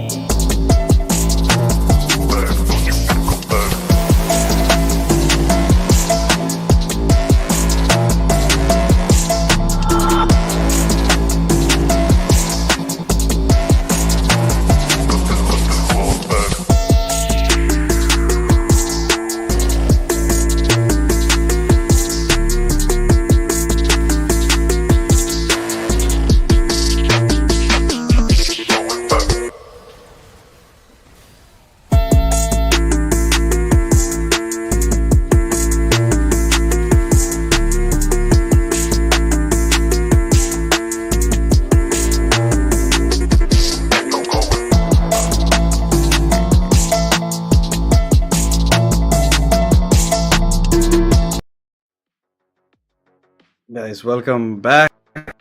Another day of exciting League of Legends. We are already qualifier 3 semifinal 1 underway. Game 1 went to RPG, and POP unfortunately lacking a bit in their showing. Hopefully can bounce back and maybe take the series all the way. Any thoughts about that game 1 over there, Nico? I think the game we've been talking about Anivia the whole time, but I feel like the other players like Lucian and their support Braum did initiate the few of the fights with his ults very beautifully, and Lucian with his positioning, I feel like he did really good. But let's see what's going to happen in game 2, because we'll be seeing different champions, right? Mm-hmm. Yeah, absolutely. Yes. A very good point there. It's complete fearless Yeah. draft, right? So the same champions do not repeat. We don't get push anymore. We don't get the Lucian. We don't get the Wukong. I expect maybe one of the teams to pull out a J4 for themselves. But I want to see how good, Clownshock can do. And hopefully Terex can also bounce back, because I don't think the man has been at least on his A game from what I've seen him play before. So hopefully has a better showing. Hopefully doesn't have any more DC problems. And hopefully can help his team bounce back in this very crucial matchup over here, because whoever wins basically secures their place in the Legends Ascent by being one of the top 2 teams. But without any further ado, guys, we're going to head straight into the phase picks and bans, and it's going to be yet again the victor not going to be seeing this game at least. We see the Victor ban again, and from this time RPG again. They banned Victor, and from Poro Patrol they banned Yorick, and we see Ivern again. Once again, it's pretty much the first 3 bans are pretty much the same as the last game. I guess they really do not want to play against these champions, and we see Cho'Gath, so pretty much the same bans again and again. And I feel like since they won't be able to play the same champions again, it's more valid to ban these champions so that they will not be able to play it, because Yorick is again the very split push comp is very annoying. Ivern talking about Ivern, yes, Ivern talking about Ivern, and we see Leona the first pick, and once again another very tanky support from RPG, and let's see what Poro Patrol will be taking. Yeah, it's basically the same identical bans from game 1, nothing much of a difference. And RPG, yet as you said, locking in their support first over there with that Leona, and now that it gets answered back by a Morgana pickup by Poro Patrol, and they lock in the Caitlyn that they had banned in the second phase of banning. So they end up, Invoker is going to be ending up playing the Caitlyn, maybe does a better job on it. As you know, Caitlyn a bit of a lane bully, so maybe he can do something along those lines, at least in lane side, so it doesn't have to wait a long time as you do on a champion like Jinx. You have to scale up. RPG gonna answer back with the Xayah pickup. Mind you, both these champions were banned out, at least in game 1 in the second phase of round. And this is the exact champion I would really wanted to see. A Gwen comes in for the side of RPG. I think Gwen is pretty strong right now, and it is. I am very interested to see how this is going to turn out. It is going to be an interesting game. We have Leona. But to counter that, we have Morgana. So it is a very crucial. It's very crucial for Morgana to time her shields properly so that they can win the fights. And we see them locking in on Galio for mid, I guess. So we'll be going to the banning. And as I was saying, like they are banning champions that are like they do not want to play against. So Cho'Gath, Yorick, these are very 2 tanky champions, very hard to kill, very annoying once they're very fed. And we see a Mordekaiser ban, another very annoying champion to play against, because his ult is very crucial. Mm-hmm. Absolutely, and in our region, if this champion doesn't get picked, it gets banned, and so if it doesn't get banned, it gets picked, and they really don't want to see this in the hands of Venom And unfortunately, I think Terex wants to play a bit more of the safer side of a role. In the mid side, he's going to go for the safer pick of the Galio, allows his team to play around him in the sense that he can go for nice roams that he's not getting off on the RE, and maybe neutralizes some of the shenanigans that are happening in the lane, at least against him. So I think RPG has the exact same bans except for the mod that comes in now, because the Sejuani was a repeat of last game. And interestingly, Poro Patrol have banned out the Graves. We don't see that much of Graves bans coming in, and you're going to see the Nocturne gets locked in. But if you were going with the Nocturne card, maybe I would have liked an Oriana in the hands of Terex. But let's see what Poro Patrol have cooking for us. Malphite. We see Malphite. Once again, I feel like this is a very important game for Morgana, and Invoker needs to play that Nocturne very well so that they get the lead early on, so that Poro Patrol POP can make that comeback that they are looking for. I feel like both the teams are very strong. I personally like the team comp for Poro Patrol, but then again, RPG locking in on that Pantheon. They have Pantheon, they have Malphite, and Leona. Very good engaged champions to start a fight and peel for their Xayah. And then we have Gwen on their team for mid lane. And we see POP locking in on Set.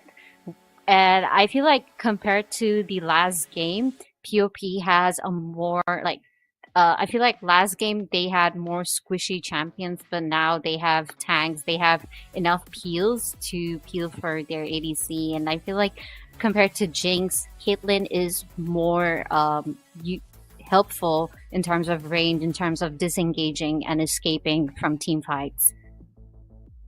Yeah, absolutely, and you get stronger at a much earlier stage than what Jinx does.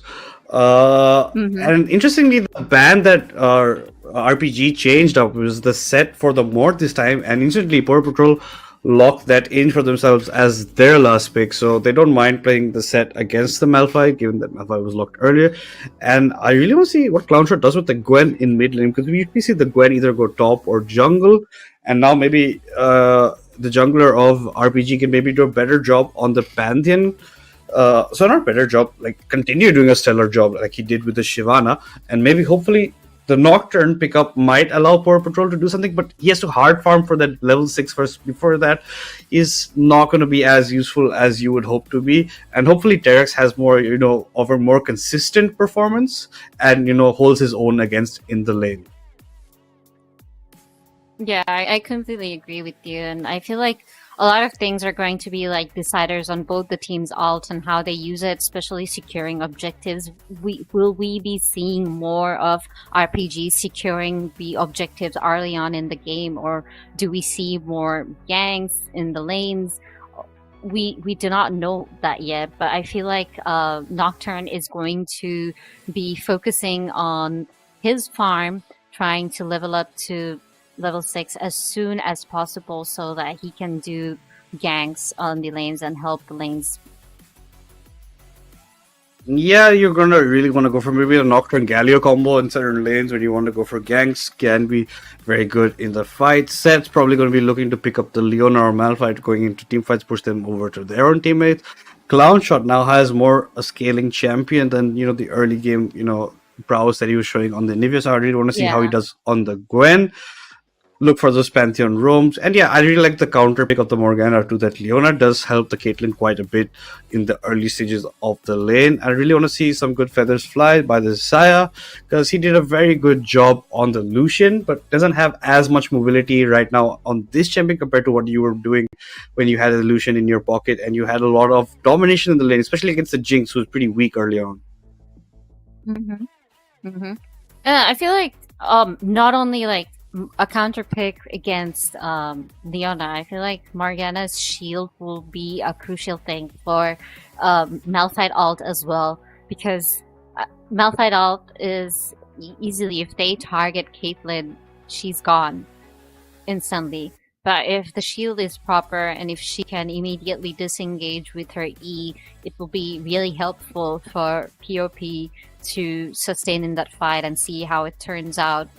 And we also have the same thing for Gwen and her abilities. So we see that RPG is once again a bit more heavier towards the AD champions compared to POP. So we do not know yet how it will be, because last game we saw that Jinx she couldn't complete her third item, Runan's Hurricane. She was trying to rush Executioner's Calling because she wasn't doing enough damage. And this time we see they take Caitlyn, so let's hope that they'll be able to do that comeback, especially for our mid lane, Galio versus Gwen. We will be seeing what's going to happen and how it turns out throughout the game. Yeah, absolutely. And like this time, maybe a bit of reprise for the Caitlyn, does a better job in the laning phase, maybe tries to get a bit more ahead over there. Once you get a Collector and Infinity Edge in your pocket, or if you go the Unitals with the Lethal Tempo, it does a lot. You can, mix around on the champions over there. Derek's will also provide a lot of disengage for his champions in case anyone gets caught out, he can be there, in a flash. So Nocturne, as we said, he's going to pretty much power farm until that level 6 mark before he can do anything. But remind you guys, if you're just tuning in, this is semifinals 1, and it's unfortunately POP down 0-1 in the series against RPG. So it's do or die for POP, at least if they want to make it towards the finals of this. And RPG have a bit of a breathing room, but don't seem to be letting up, especially with the kind of picks they've gone for, because they look like they really want to unleash entire map control for themselves. And as you said, that Malphite does come very crucial into a lot of team fights. And it's, again, he's playing a champion where he can be a bit on the back foot, but be so useful in these team fights and can change pretty much the outcome of how you're going to expect some of the fights to go. Yeah, completely agree with you.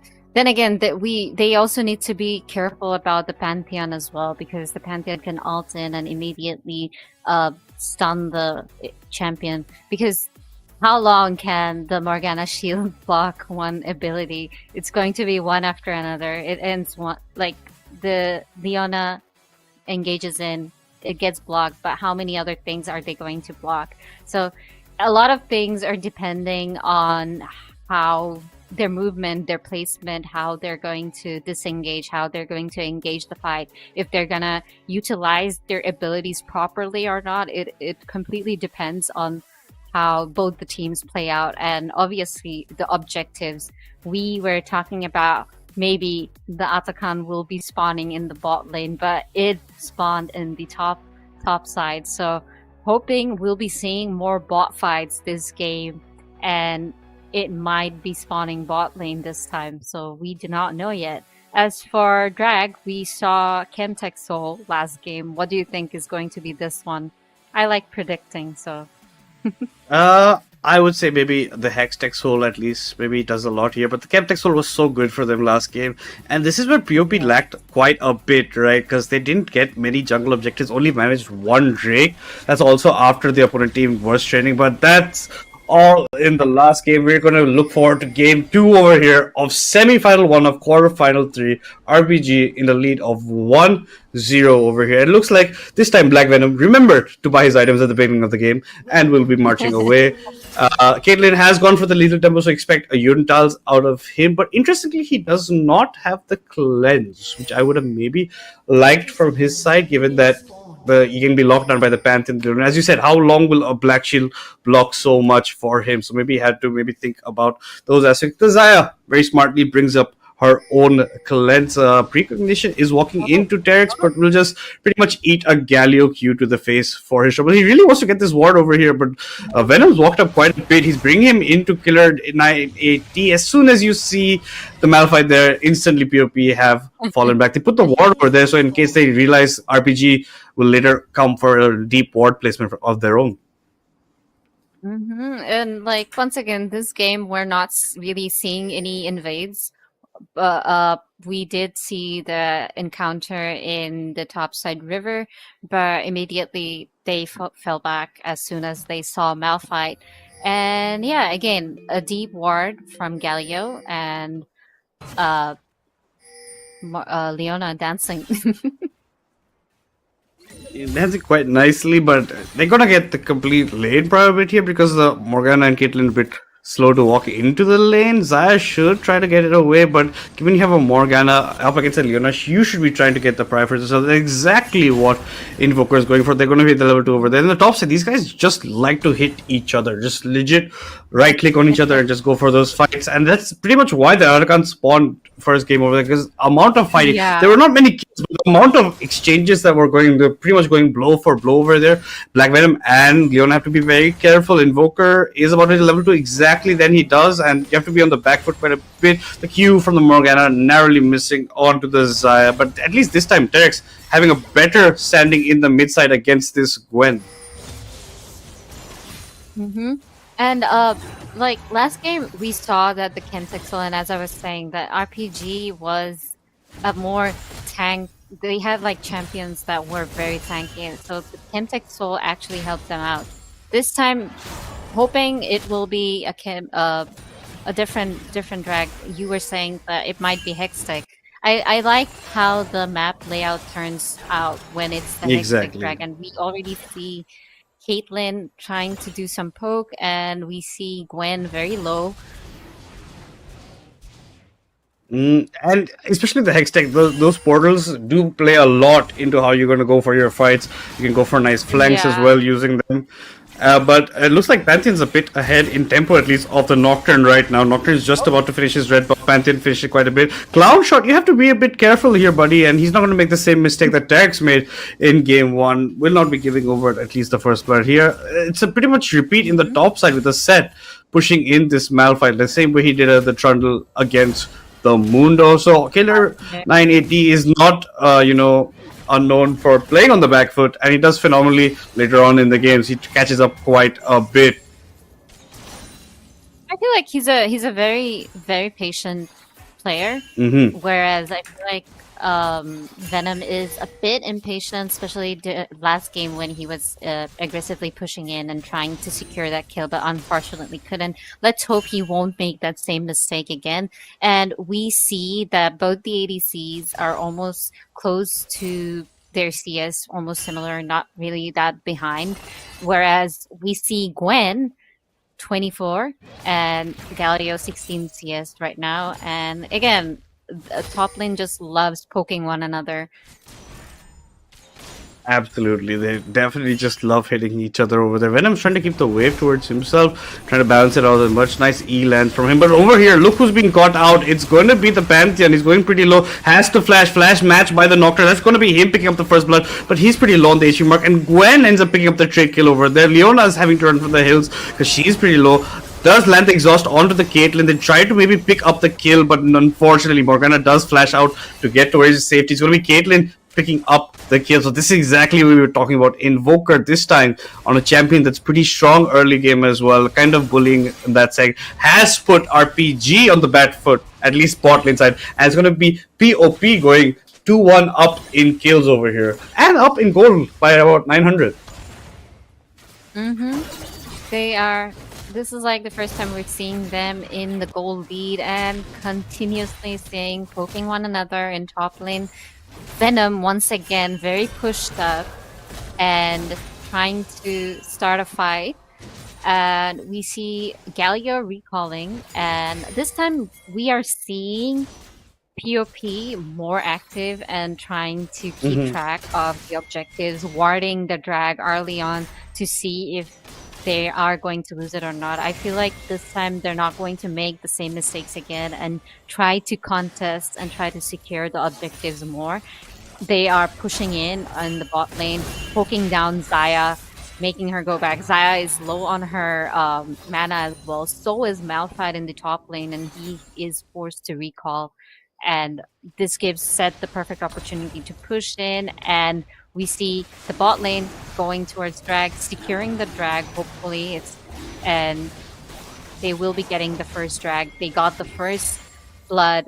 They will get the first dragon. Pantheon right now currently focusing on farming, hoping, I think he's power farming through this whole thing and trying to go to level 6 as soon as possible so that he can gank lanes and then secure the objectives later on. Yeah, and POP, completely different team than we saw in game one. As you said, being way more active than they were there, and it's showing that it's paying dividends for them, at least at the current moment.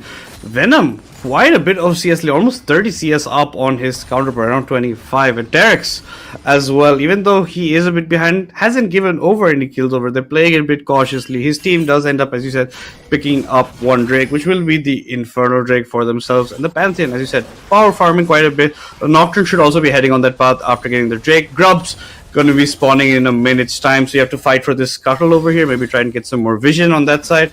And Clownshot will be having maybe a bit prior to walk up, but remember, Galio has that ult in his pocket at any time.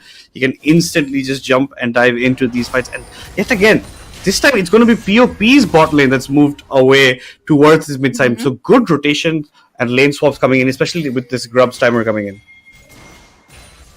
Yes, and we see like the bot lane moving towards mid and then Galio going bot so that they have no problems in pushing the lanes, and at least they can immediately go towards the Void Grubs if a fight initiates near that. And POP still has the goal lead. It's 12k for them and 11k for RPG, and they are trying to move towards Void Grub, hoping to start it as soon as it spawns. And we see the bot lane for RPG also moving towards the Void Grub, not making the same mistake as POP last game. We will be it's a bit of a party over here. Venom going to get caught out. Venom, you're a bit in no man's land. You're going to have to use that shield pretty early on. Nocturne also in over here. Galio's coming from the heavens with the hero's entrance. But that stun, that knockup got 3 people. And that pretty much how that fight going. Clownshot's trying to heal up in this fight. The root does land onto the Leona. Leona has been left to her own devices. She will end up going down. And POP, a nice turnaround where it looked like Venom is the one getting caught out. Instead, he's like, no, you're locked in here with me. We are going to pick up 3 kills for nothing, as well as the first 3 grubs of the game. So POP, a completely different team, and they look like they want to take us all the way to that game 3. It is looking like we will be getting a game 3 because that was a very beautiful fight. The set, you were saying the set is in no man's land, but the Nocturne immediately just locks in, like, nah, I'm not gonna let my teammates die. Immediately rushes in. Set had his flash. He immediately uses his ult and disengages from the fight, recover his health, and again, they secure that fight so well, and they secured all 3 Void Grubs, making it a very big lead for POP in their gold. Yeah, and they are pretty much already on the feats of strength. The next jungle objective that they pick up, or if they pick up the first turret, it's going to be POP, getting those feats of strength. But just look at this fight. As you said, Venom caught out quite a bit. Here comes the Nocturne, here comes the Malphite up, but the hero's entrance, look at this. Lands on 3 people. The Gwen, does not get knocked up because of her passive and how that works. But Clownshot does run away from the fight, tries to survive it, but that leaves Leona all alone. Clownshot goes away towards the set. Set is like, now it's a pretty much equal standing. It's a 1v1 fight, and he comes out on top over there. They pick up the 3 grubs. They're doing a fantastic job, especially Terex. Man, from going 0-4 in the first game, has gone 2-0-3 right now, and it's pretty much all winning lanes right now for POP. I don't think they're behind anywhere on the map. They also have the bounty in top lane, mid lane, bot lane. Like, especially for mid, I feel like he's like, nah, last game was a warm-up. This game, I'm locking in and hoping we won't be making the same mistakes again. They're playing it very patiently, they're calculating their moves, they're like synchronizing together very well, coordinating together. And we'll be seeing that their jungler, Nocturne, is slowly moving towards bot lane, setting up the dragon soon because the dragon will be spawning soon, hoping that they will be getting these objectives as well. They're going to be looking exactly. They really want this Drake because that will give them the entire feats of strength as well. Nobody has the tier 2 boots except for the Caitlyn right now, who has the Berserker keys. Has pretty much almost completed her collector as well, so she's going for the collector instead of the Yunta's build for herself. Black Venom has to be a bit cautious, but yes, he walks away. This Malphite is just so used to playing on the back foot, he doesn't mind being pushed underneath his turret. He's trying to get as much farm as he can, but look at this exchange. This is going to be a bit of reverse, but here comes the Galio. Another lovely hero's entrance from the mid laner. Terex, a completely different man. Cloudshot trying to do as much damage. Nice feathers fly, but no E to actually pull it back. He burns the cleanse, but he will not be able to pick up the kill. That's going to be the Caitlyn picking up for herself. It's a double kill for the Caitlyn. That's 4 members wiped for RPG with no losses on the side of POP, and they will also collect this Drake and get the entire feats of strength. Look at their gold lead. 16 Oh god. to 21. Oh my god. That is a very they used their ults really good. They had the Nocturne on, they had the Galio ult. Again, we see the beautiful shield from Morgana so that the Caitlyn survives, and the Caitlyn did survive. Every one of their teammates survived this whole team fight, and it was a really nice team fight from POP, securing their second drag, which was an ocean drag. Ocean drag, right? Yes, it was an Ocean Drake. Absolutely correct over there. And I think if the Xayah had held her E a bit longer, after those feathers fly her, when she pops her own R, she had pretty much, if she had E, then could have maybe got 2 kills for herself. But unfortunately, it was on CD. But now looks like Venom is getting ganked up on here. Nice slow from the Malphite. Q jumped in on by the Panther, but instantly the TP getting channeled here from the Galio. They have to walk away. Now it's Venom going on the front foot. Nice Malphite R, gets a double knock-up. Venom unfortunately doesn't have a shield anymore. So Terex, you're the one who has to run away from this one, buddy. And looks like Pantheon and Malphite are going to allow that. They'll be pretty happy with the 1 kill for themselves, the 1 for nothing. And you also burnt the Galio TP. Now Gwen can go mid lane, get a couple of plates for herself if she hurries up. And they also Sid had a bounty, so they also claimed that gold.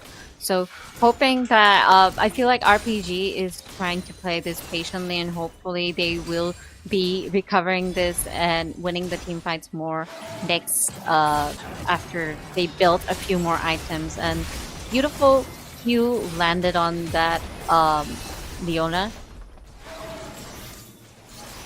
Yeah, the Qs have been landing quite well from the Morgana, especially in the team fights. Last one, nice black shield from her onto the Nocturne, lets him get out, get a bit away, then all back in. So, support doing a fantastic job from the side of PAP. And as I've said time and time again, looking like a completely different team, especially Terex. Man, this guy is on a bit of a tearing. Very good heroes entrances coming in from him, completely changing the way some of these fights are looking. Unfortunately, that last TP on the top side didn't work out in their favor. Maybe a bit too late on the TP, or maybe just you can't actually fight them at that point when you're TPing in. Herald will be spawning in around 30 seconds time. That's the jungle objective that the side of RPG have to look for. Now it looks like POP, complete domination in terms of jungle objectives. So it looks like RPG are the ones a bit on the back foot and maybe have to, channel or fight a bit for more of these. And you maybe have to let your Gwen scale up. She does have the Rift Maker. After that, maybe 2 or 3 items in, will be doing quite a bit of damage in these team fights. And once again, we see Atacon spawning top because constantly of the fights. And we see the bot lane again rotating towards mid, hoping that if there is a fight that's breaking out in top, they can immediately help out their teammates securing that Rift Herald. And I think they are trying to secure that Rift Herald now. And Pantheon cannot enter because he is being zoned out by the other teammates. And Yeah, that's the Rift Arrow gone. Nothing. Yes, exactly. POP secures that. Galio's close by. He's waiting for her coming in. A nice feathers fly, but no E comes out. Now Xayah doesn't have anything to get away. Here comes the Galio to protect his own back line. And nice Morgana Q lands in over here. The Caitlyn going in. Nice Malphite R onto him. Invoker has to keep some spacing over here. And unfortunately, nobody falls for the side of POP for the third fight in a row. And it's going to be RPG losing 3 members over here. They thought maybe after the hell they can do something. Precognition is going back in. He has to flash away, but can he get away over here? Nice use of the blasting cone to run. Venom is running for it, does burn his flash, but unfortunately cannot pick up the kill. But Invoker is huge, Nocturne is huge, Terex is huge, and just look at how this fight went over here, Nico. I feel like they literally, the Xayah became so isolated, and Nocturne completely ulting her, isolating her from her whole teammate is a big factor. And yeah, a beautiful ult by Nocturne, I must say. Yeah, and unfortunately, Zaya had just used her feathers fly, and so she can't get out of the tricky situation when Nocturne comes onto him. She did pull the E back, did get the stun, but it was just a bit too late at that time to do anything.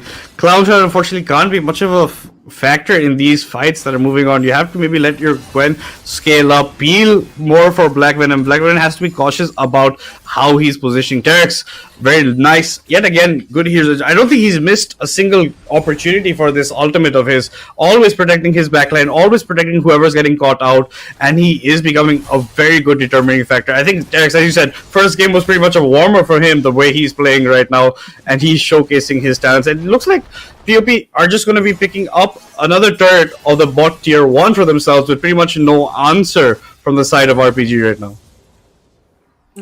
They secured the mid turret, they secured the bot turret, the tier 1 turret, and now they're moving towards their third drag, which we will be seeing a Cloud Soul for this game.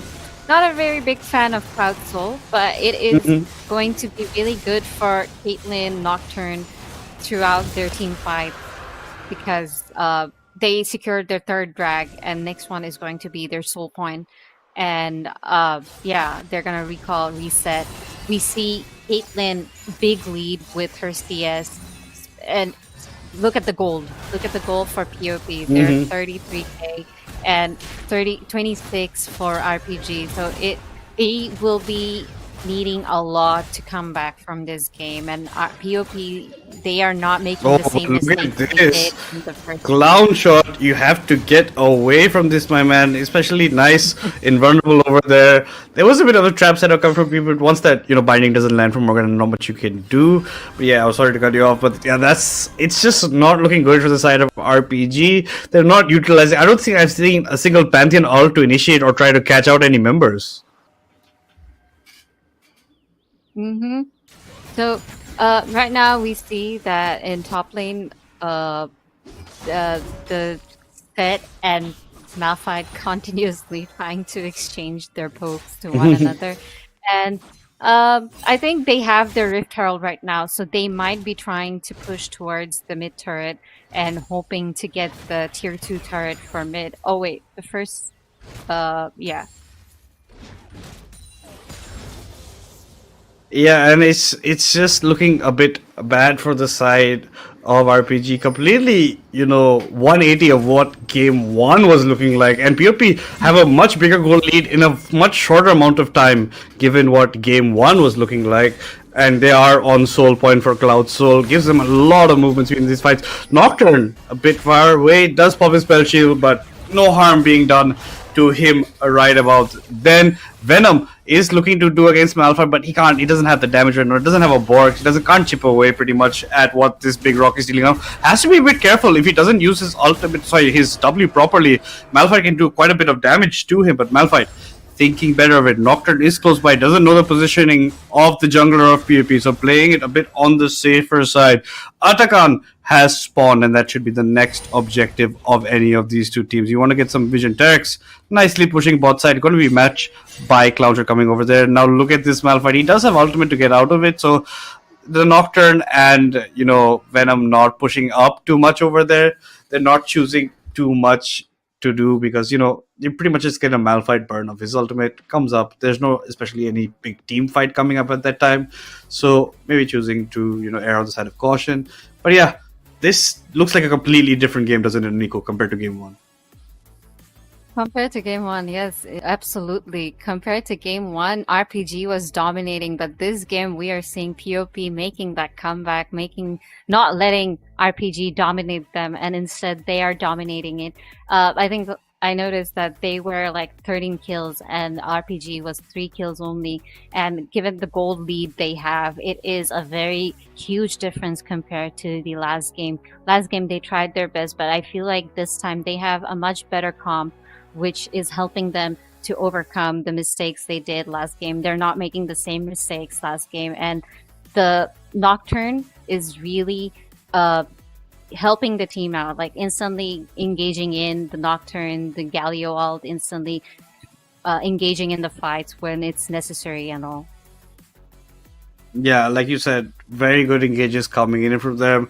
If anyone gets caught out, the Nocturne comes in. Here comes the Galio from with the hero's entrance. Unfortunately, not seeing that many good Pantheon also, not using the full, pick of it. Maybe try to catch someone out on the side lane for themselves. But no, it's gonna be POP. Gonna start the Rift Herald on the top side. Malphite has to back away.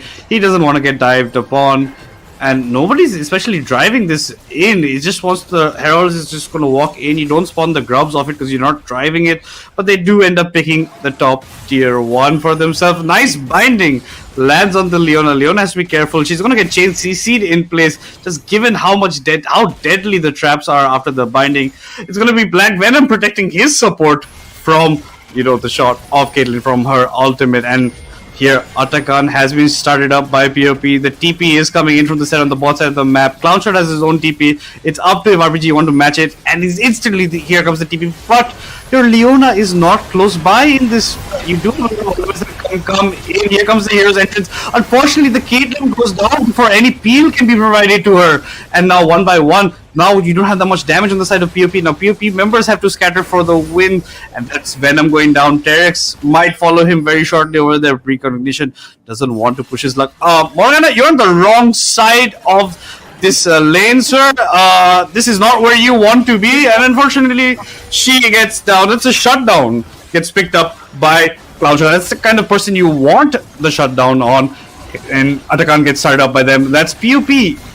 Playing that situation pretty bad, given that you did not protect your ADC Invoker, the one who's dealing most of the damage in these kind of fights. And I feel like RPG was looking for this exact moment where the opponent team will be making that one mistake and they will be taking advantage of that. And they did take full advantage of that and secured the Atakan as well. POP tried to put pressure on their top lane, releasing that Rift Herald, securing that tier 1 tower, and almost trying to get that kill on Leona. But unfortunately, due to their mistakes, they could not secure that team fight. They could not win that team fight. But it is up to them now to secure their soul point for their dragon and see if they can win the fight.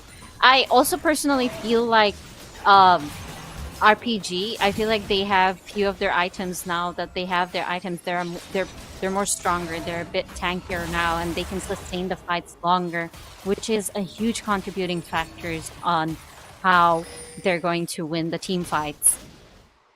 Exactly, and last time the Leona wasn't even there, given how much chunk damage was put onto her by the Caitlyn and the Morgana duo earlier on. So that's a fight without the Leona that you're losing. So POP have to be careful that they don't throw too many of these fights. Might be bad. Killer AD gets picked up by Venom by the E over there. Cloud Drake has been started up by POP. They're zoning RPG out quite a bit. It doesn't look like they want to go in because look where the Pantheon is in. He's just going to go pick up some opponent's jungle camps instead, and they choose to give over Cloud Soul to POP. And here comes the ultimate from the Nocturne. He's not going to let Pantheon get away with this scot-free. Pantheon is trying to look to the Blast Code. Nice fear by the Nocturne. He uses it himself. Now Pantheon is stuck pretty hard over there. That's going to be another kill for the jungler of POP. And RPG, after a phenomenal fight at Atakan, falling very behind at the Cloud Soul fight.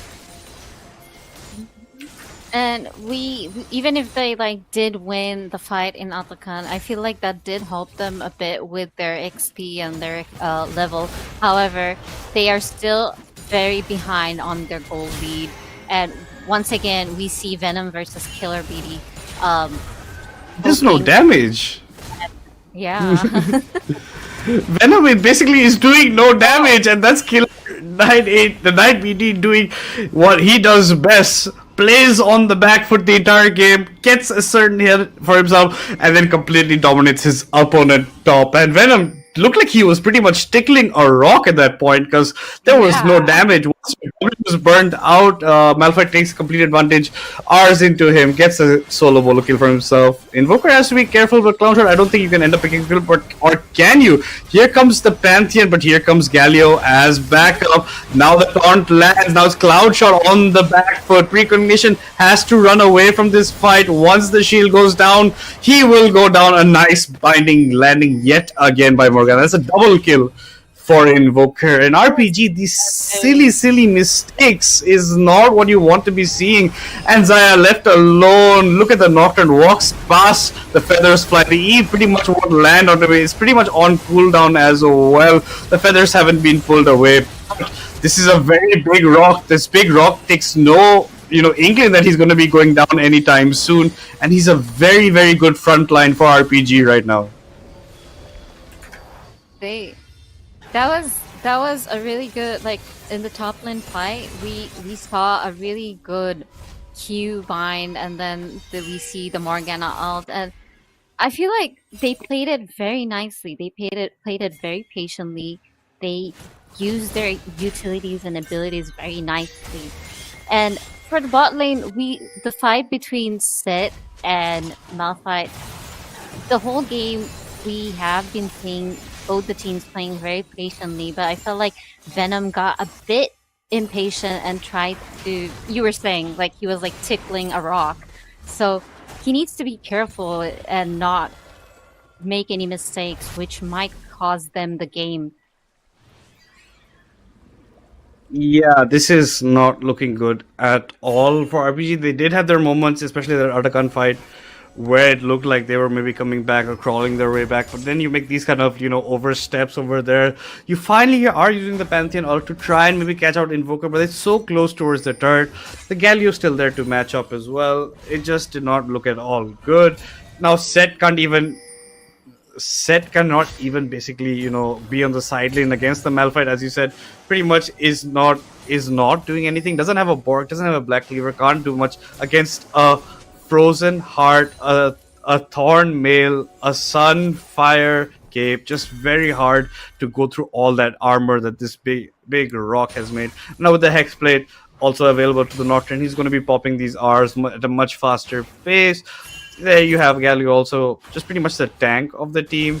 The Caitlyn's barely being touched. The one fight where Caitlyn goes down is the fight that RPG ends up winning. So that has to be their main focus, but it's very hard to reach her given how PoP's comp has lined up.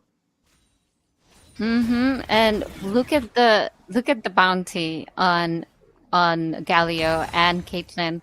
They are both going pretty strong, and even in the last fight in mid lane, we saw that immediately Galio ults in, trying to the fight in top and mid. They just immediately helping out their teammates, which is really helping out PoP to secure the team fights. Yeah, absolutely. Invoker is very strong, has a lot of movement speed as well with this Cloud Soul. Can get out tricky situation. Look at Precognition. He's waiting in these bushes. He's just waiting for just maybe one faulty step from the side of PoP so he can ult into their faces. You can see that Morgana's been left alone over here. She gets caught, it could be a problem, but no. Keeping nice safe spacing. Use the bind, maybe check for it in the bush. And now Precognition's walking up with the Oracle Lens. Will be clearing some vision over there. Elder Drake spawning also very soon. The binding lands, but not on the target you want, because I didn't even see Malphite's HP bar move at all, given how he has built up his itemization. This Gwen is getting strong. Hopefully it gets stronger in these fights and will be doing a lot of fights. You have to protect her quite a bit. Venom has to be a bit... Black Venom has to be a bit more careful about his positioning as well. Derek's lands a beautiful taunt onto Killer, but they're just going to look at and pretty much walk away. Baron now being started up by PoP. I don't think the side of RPG have vision, and they don't know that it's being started up right now, and this could be a bit dire for the side of PoP because they're not doing anything that can be seen as a challenge, nothing that can be exchanged instead, and just like that PoP pick up a free Baron for themselves. No fight, no contest over the Baron whatsoever. And the Elder Drag is coming. The Baron recall will be helping them to reset and running towards Elder. We also see RPG going to like already planning to ambush POP if they can find someone. Everyone Oh in no, one they get burst. spot. The far side of But alteration we will catches be out their seeing, yeah. shenanigans. But here comes Killer 980. He gets pulled back. You are tanky, but maybe not that tanky. Gwen's going on the backline, but she's all alone. Nice self out comes out. Pantheon comes in from the heavens, but a bit too late. The Malphite does land, but it's onto a set and a Galio. Not the targets you want to attend with the Malphite ultimate over there. And one by one, the members of RPG fall down. They see the Grace screen, and it's going to be POP with a clean ace for themselves, and pretty much with this Baron buff are going to walk it down mid and look to take us to a very crucial game 3 in this semi-final one.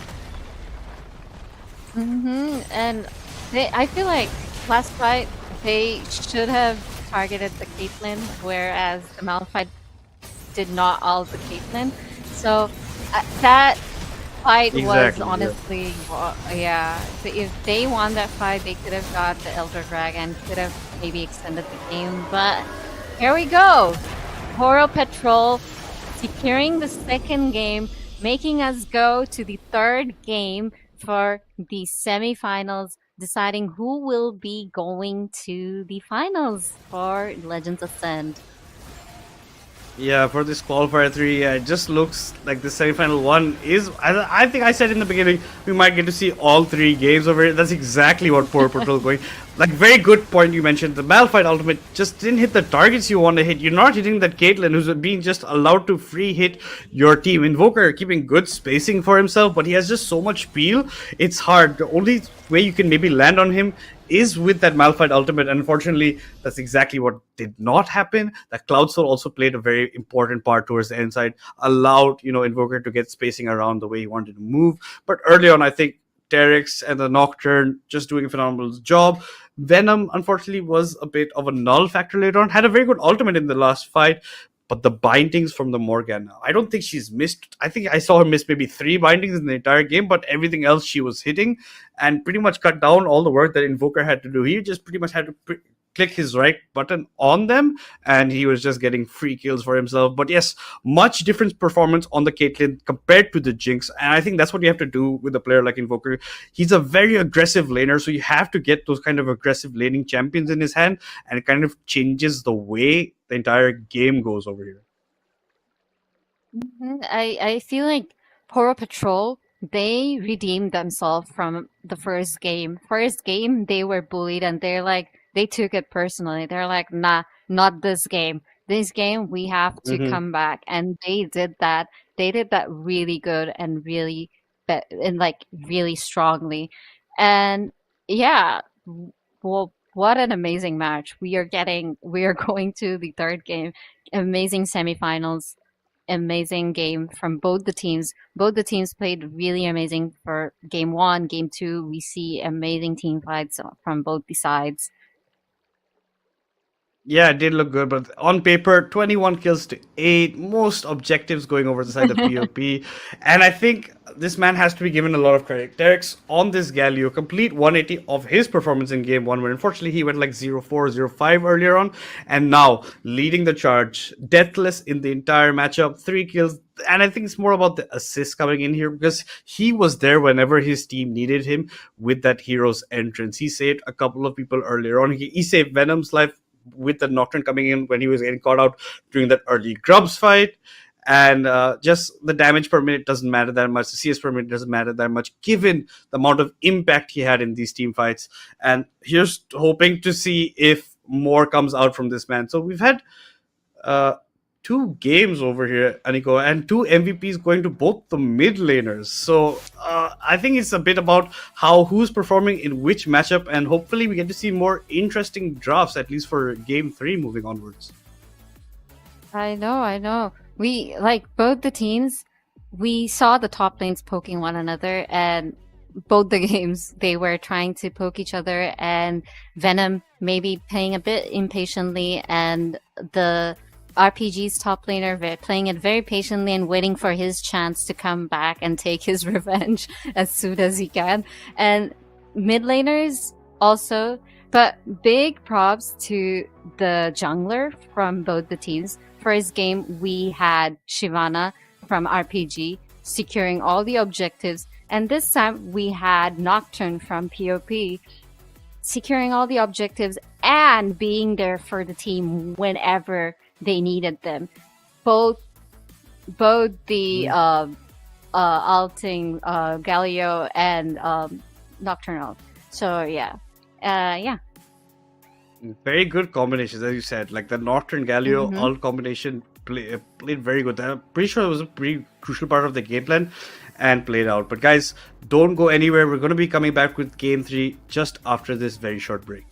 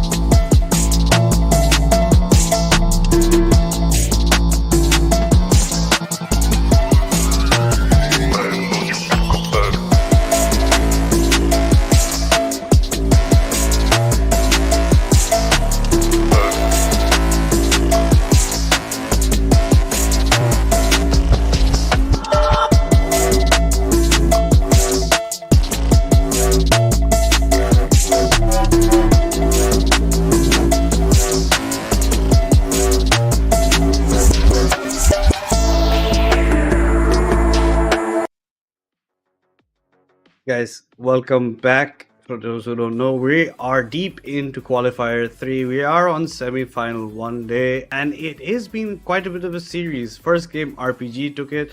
Second game, Poro Patrol has taken it. And now for the ultimate third game between these two teams to see who locks in their spot not only in the finals of this qualifier, but also in Legends Ascent South Asia for that crucial 10 lakh prize pool battle. And any predictions for this third game over here, Anigo? I am going to root for Poro Patrol because Bangladesh. We're not biased, guys. We are not biased. We're not biased because RPG also played really good, and they are pretty strong.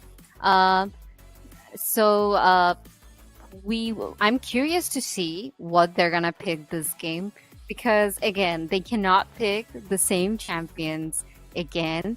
So what comp they're gonna play, what are they gonna pick, it is going to be an interesting thing to find out. I feel like the bans are probably going to be the same again, because they might not want to play against a Yorick, a Cho'Gath, and the other things that were banned. So yeah, let's see. But in game 1, we saw RPG dominating. Game 2, POP dominating. So game 3 is actually very unpredictable. We do not know who's going to win, who is going to secure the game. Maybe this game, it might be like very close 1-1 fight. So it's gonna be fun and exciting. Whatever happens, I know the top lane is just going to be a bit of a fist fight between these guys, because they just love hitting each other and making the Atakan spawn over on the top side. They've done it for 2 games in a row, and I don't doubt these guys, they will continue the same thing in game 3. But as you said, pretty much on a nice edge between both these teams right now, given the way the performance have gone. Some players doing good in certain games, and just their team not doing overall better. Maybe a bit of a better comp coming in for the second game for the side of Poro Patrol, and utilizing it to the full max potential. But yes, like you said, I don't think we're going to see much deviations from the side of banning. A more important part, Poro Patrol this time on the blue side. They were a red side for first 2 games. Now maybe with their first pick, and they getting first pick, they can maybe change around something that it goes out. They will be banning out the Cho'Gath. RPG will answer it back with the Draven. So like we were talking about, it's pretty much looking like this, at least the first 3 bans from each team will be the same. Again, we see the Draven ban, we see the Cho'Gath and the Yorick ban. So again, Victor ban. So as I was saying, they will be banning these champions again. They have been banning this for the past 2 games as well. So seeing the first 3 bans from both the teams being the same is nothing unexpected. So I'm curious to see what their other 2 bans are going to be, the 4th and 5th bans from both the teams, because both the time they picked their support first, then their ADC, and this time we are seeing Venom locking in on Sevier. So it's interesting to see what type of comps they're gonna play, what type of combos they're gonna do, how they're gonna utilize and sync with their team during their team fights. It's a very, very interesting choice of ADC given whatever's open right now. Maybe I would like to see maybe a Jhin, Ezreal, something like this, but it's up to how Invoker wants to play it out. And very interestingly, Poro Patrol had banned the Graves as their last ban last time, but instantly this time RPG are going to be locking that one in, probably for Precognition over there. Didn't have the best of times on the Pantheon last game, and was lacking a bit in presence, as the jungler of Poro Patrol pretty much dominated all the sides of the objectives, and they're gonna lock in one of my favorite ADCs. It's gonna be that Kai'Sa in the hands of Black Venom, at least in the bot side of RPG. I feel like they locked in on Graves because they're scared that they might ban it, and they did. Poro Patrol did ban Graves last game, and they immediately locked in on Graves so that it does not get banned. And we see Nautilus. It is Nautilus and Sivir early on. Their poke is going to be super strong, very annoying to fights, and very easy for them to win the lane if they actually win the fights through pokes and whatnot. Yeah, Nautilus is always a very good engaged champion for yourself. Will we have a very hard time against the Kaiser once he gets evolved as well. But Terex locking in a very very simple champion in the mid lane, gonna be that Malzahar. You're gonna maybe lock down one of the carry champions on RPG, but instantly answered by the Syndra pickup for Clown Shot. Clown Shot had an MVP performance in game 1, mind you. Terex had it in game 2. So let's see which one of these mid laners comes out on top, at least in this setup. RPG gonna continue with that Sejuani as their 4th ban that they do so like to pull out. Now Poro Patrol changing it up slightly. Gonna add that Volibear band out over here. And at least open the Mordekais if any one of these teams do want to play. The Irelia ban coming in right now. Maybe not what I would have expected out of RPG in terms of banning, but that's exactly what they've gone for. Now up to see what Poro Patrol will be banning for their last ban. It's really like interesting to see they banned Thresh, and I feel like it is a very strong support to, like, especially in late game, a Thresh alt and then a Thresh hook is very annoying to be caught up in. And banning Thresh is a really good option for them. And yeah, we see Malzahar and Syndra. Both are really interesting picks for mid lane. And now we see, for RPG, we see Rel, another strong, very tanky support. And they have Rammus. Okay. Yeah, a bit of a curveball with the Rammus pickup, because usually don't see it, but hopefully it does look. Their comp looks pretty solid right now with the Rammus lock-in, with your Malzahar, the amount of CC that the Nautilus provides. So you have a lot of peel and counter engage for your Severe, as well as her spell shield being part of her arsenal. So still looking pretty solid, at least in terms of draft for them.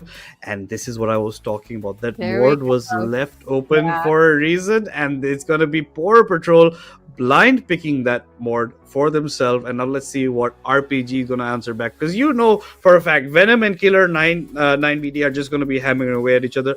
It's just about which champions they're choosing to do with it this time, and will Killer 9BD playing on the back foot. And the Renekton does get locked in. Renekton has got a significant buff in this patch, so I really want to see how they do it in this champ. So these are very good, dueling champs against each other on the top side. Let's see who gets the dominance between them.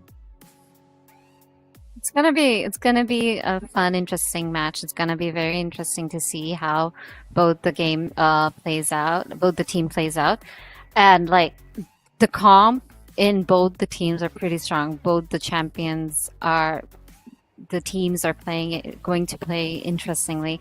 We have Graves for the RPG jungler, and then we have Rammus. So I'm curious to see who will be more focused on securing the objectives, if both of them are going to fight for their objectives or if they're going to trade for one objective for another.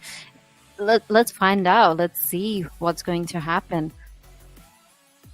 Yeah, but it does look like RPG is still lacking a bit, at least compared to the CC of Poro Patrol. You have the Rel, you have the stun of the Renekton, and you have the Scatter of the Wind from the Syndra. That's pretty much all you have in terms of CC. But just look at Poro Patrol. You have Venom, takes people away to Brazil, locks them away into his own element. Rammus himself is just a rolling ball of CC.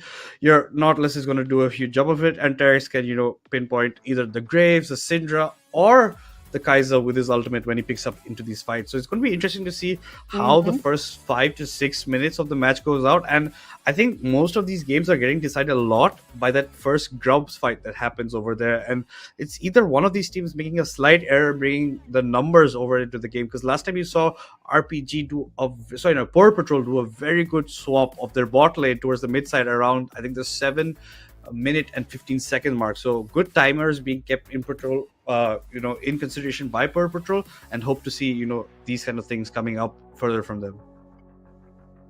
I feel like they will be doing that, because this match, the third, this is like best of 3. This is the third game. They have come to the third game, and this is a do or die for both the teams because whoever wins this will be qualifying to the finals. So both of the team are going to lock in and hoping that they can win this game, proceed to the finals, and so on.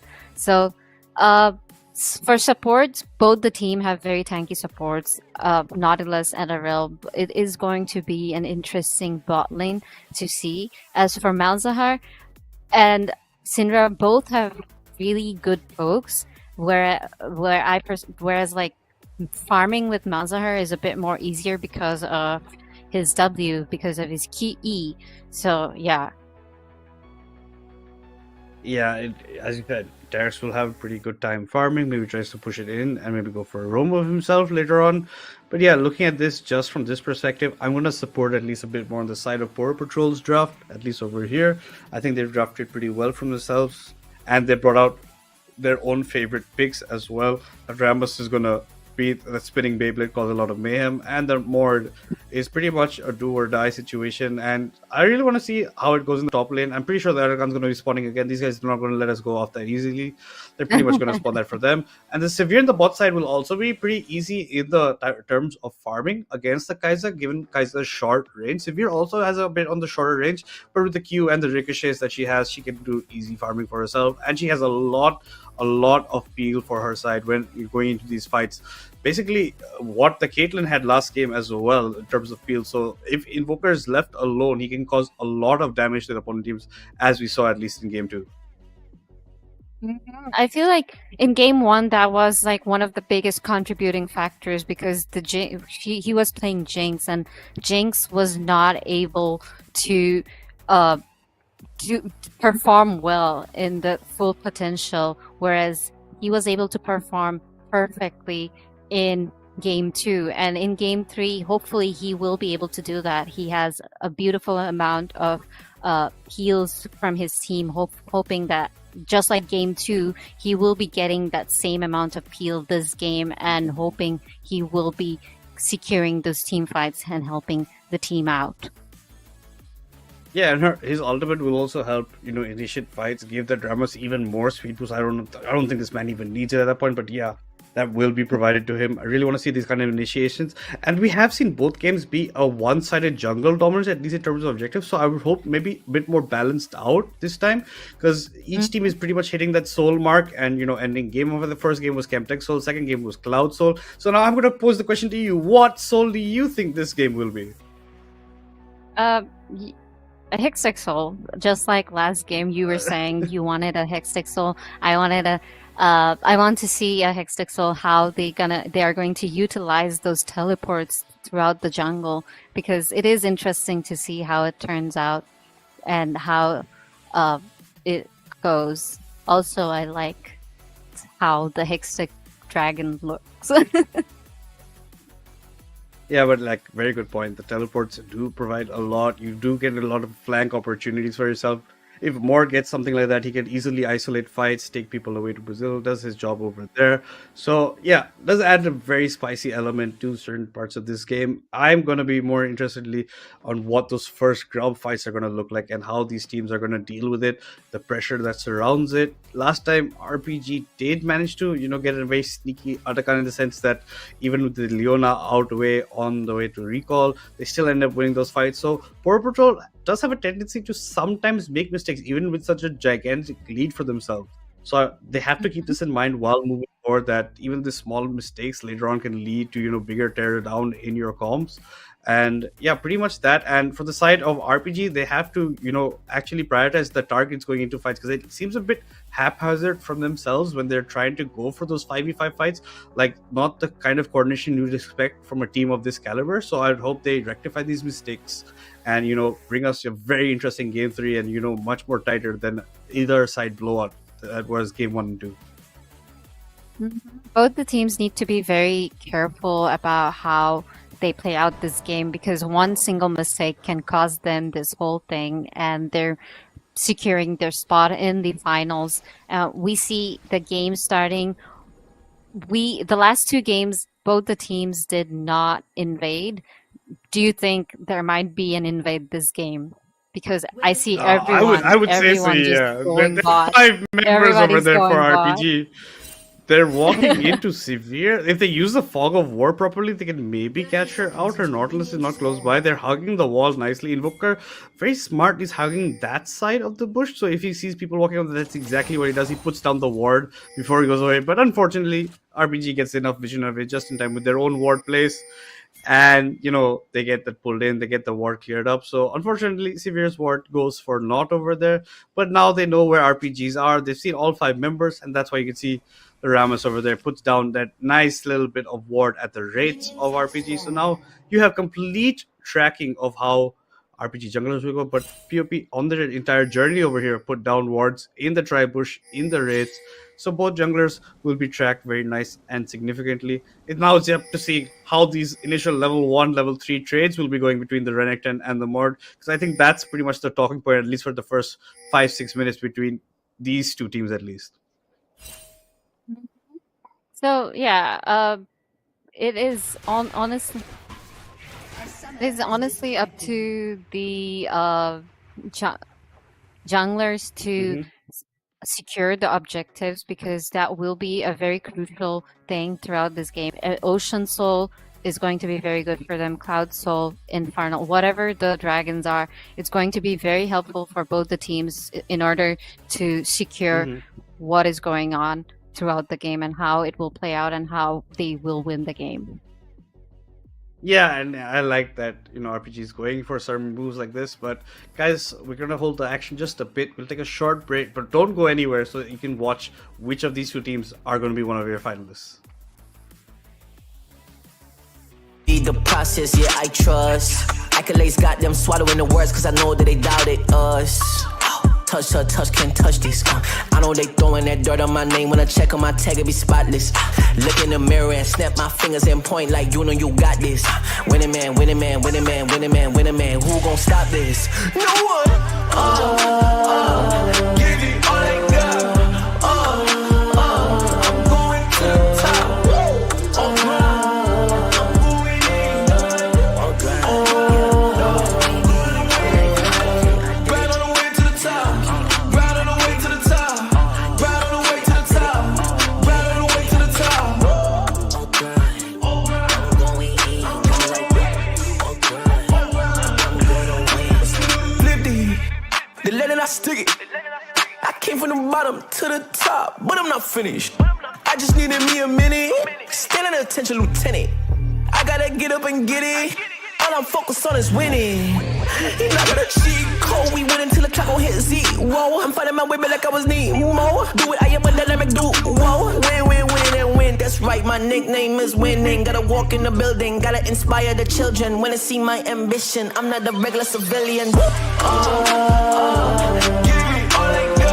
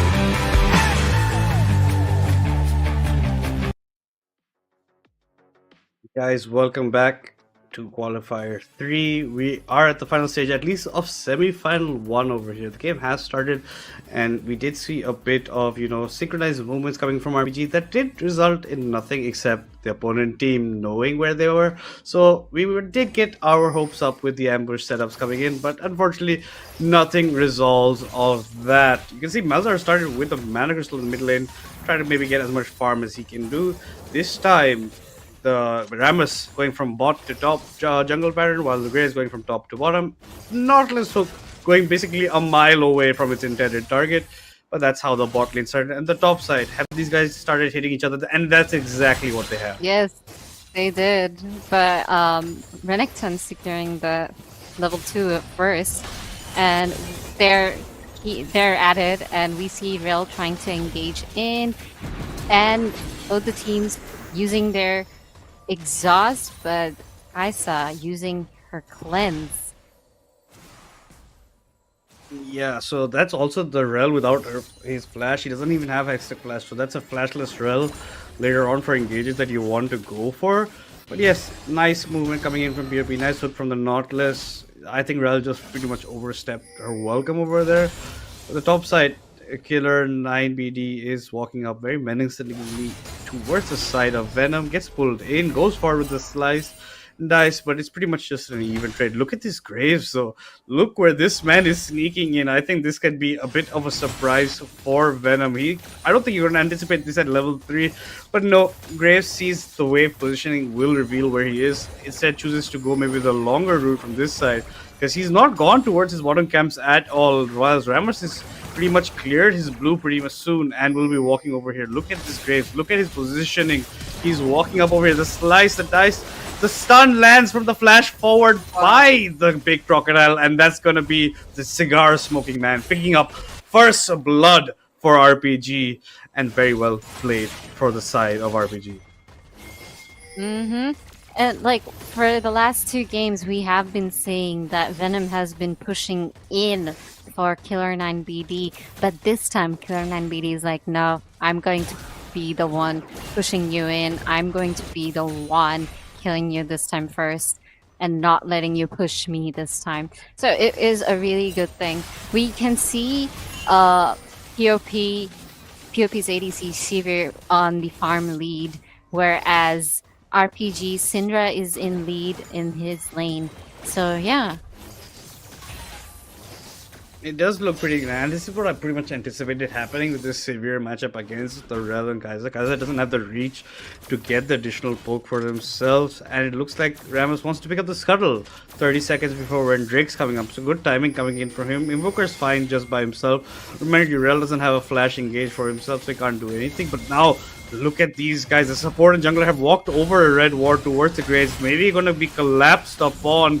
Precognition instead will just pick up his blue buff and get out of there. They know that he's going to be very late over there given his earlier gank in the top side of the river. So nice placement coming in for the Rammus, but it's just not enough. Nice slice and dice with the chunk coming in from Killer 9BD onto Venom. Venom has to be careful about how he's going for these exchanges, because he has an affluent over. There's 2 long swords in the pocket of the big crocodile, and he's going to be happy with that, the amount he's pushing in.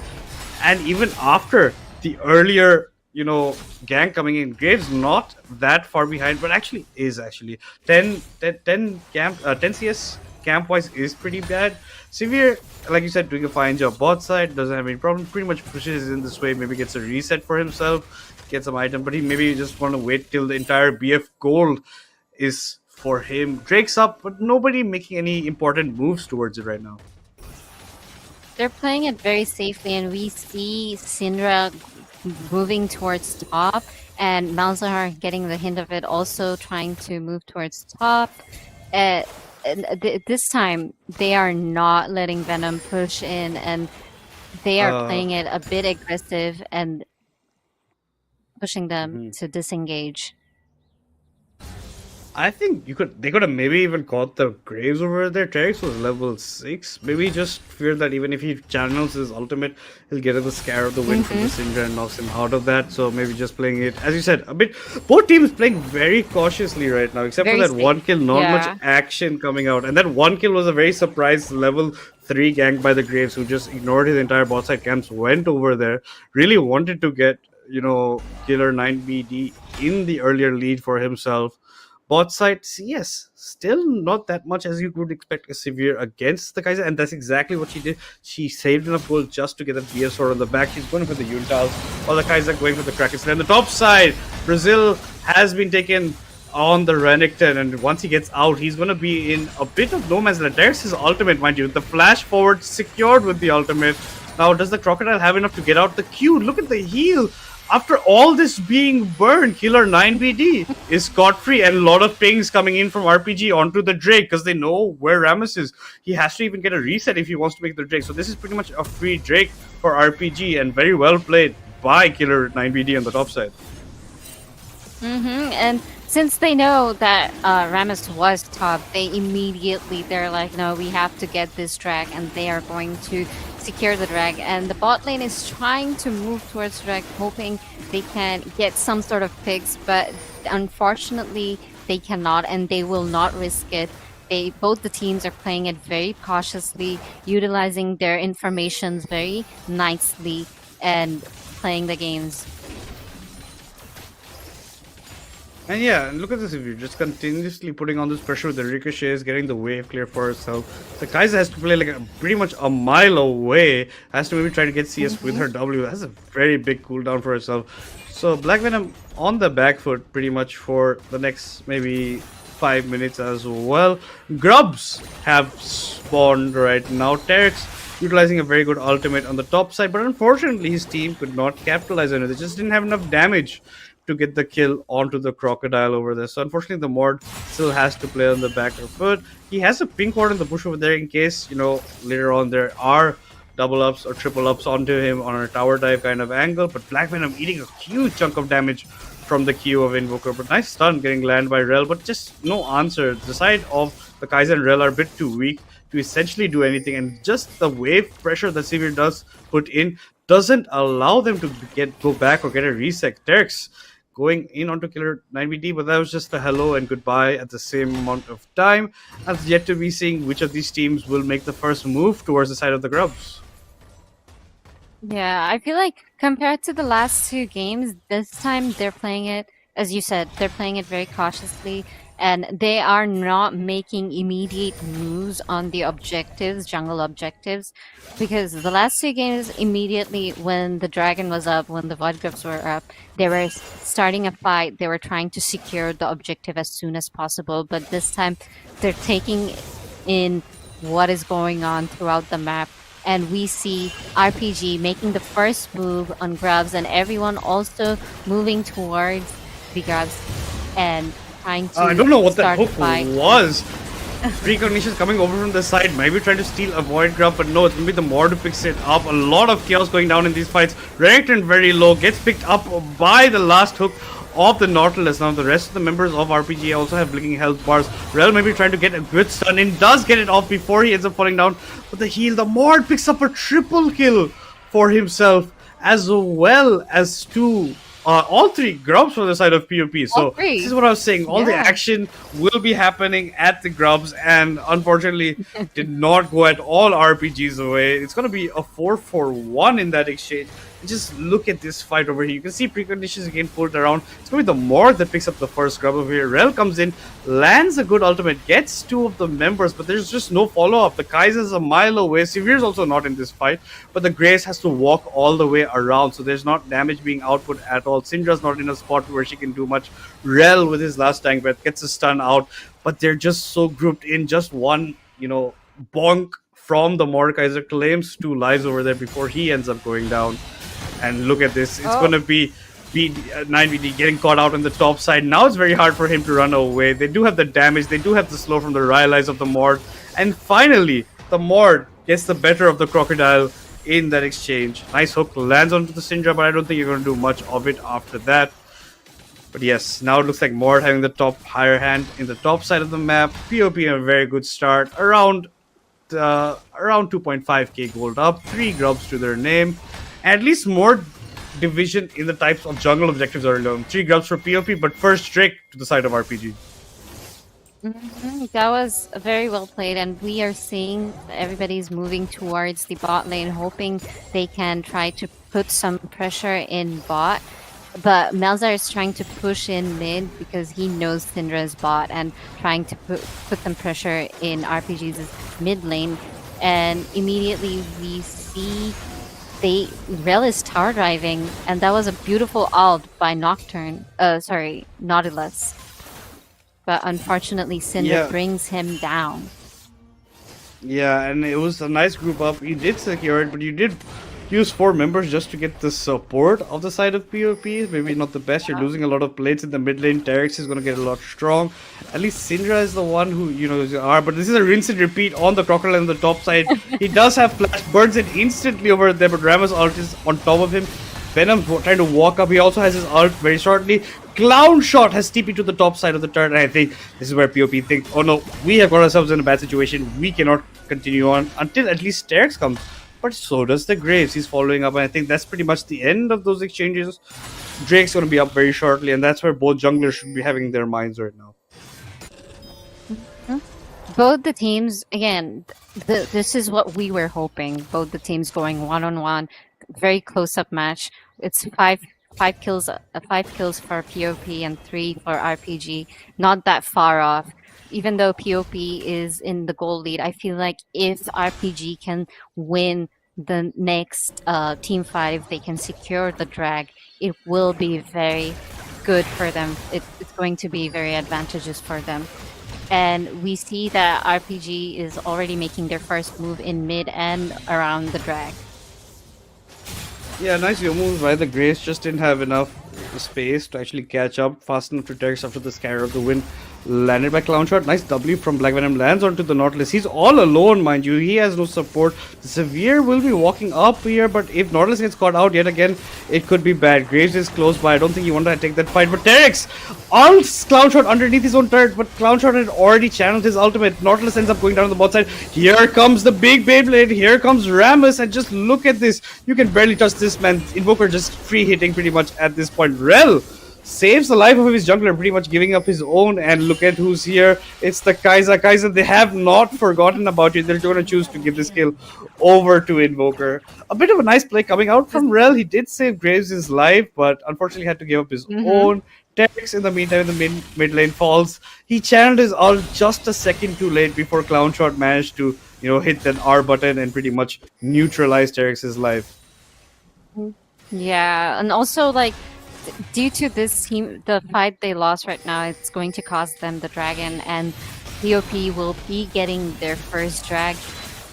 Whereas like Kaisa, it's like like the last game. Remember how the Morgana was single outed and was away from the team? I feel like this is like a payback from, oh, you guys did this to us last game. Now we're gonna do this to you this game.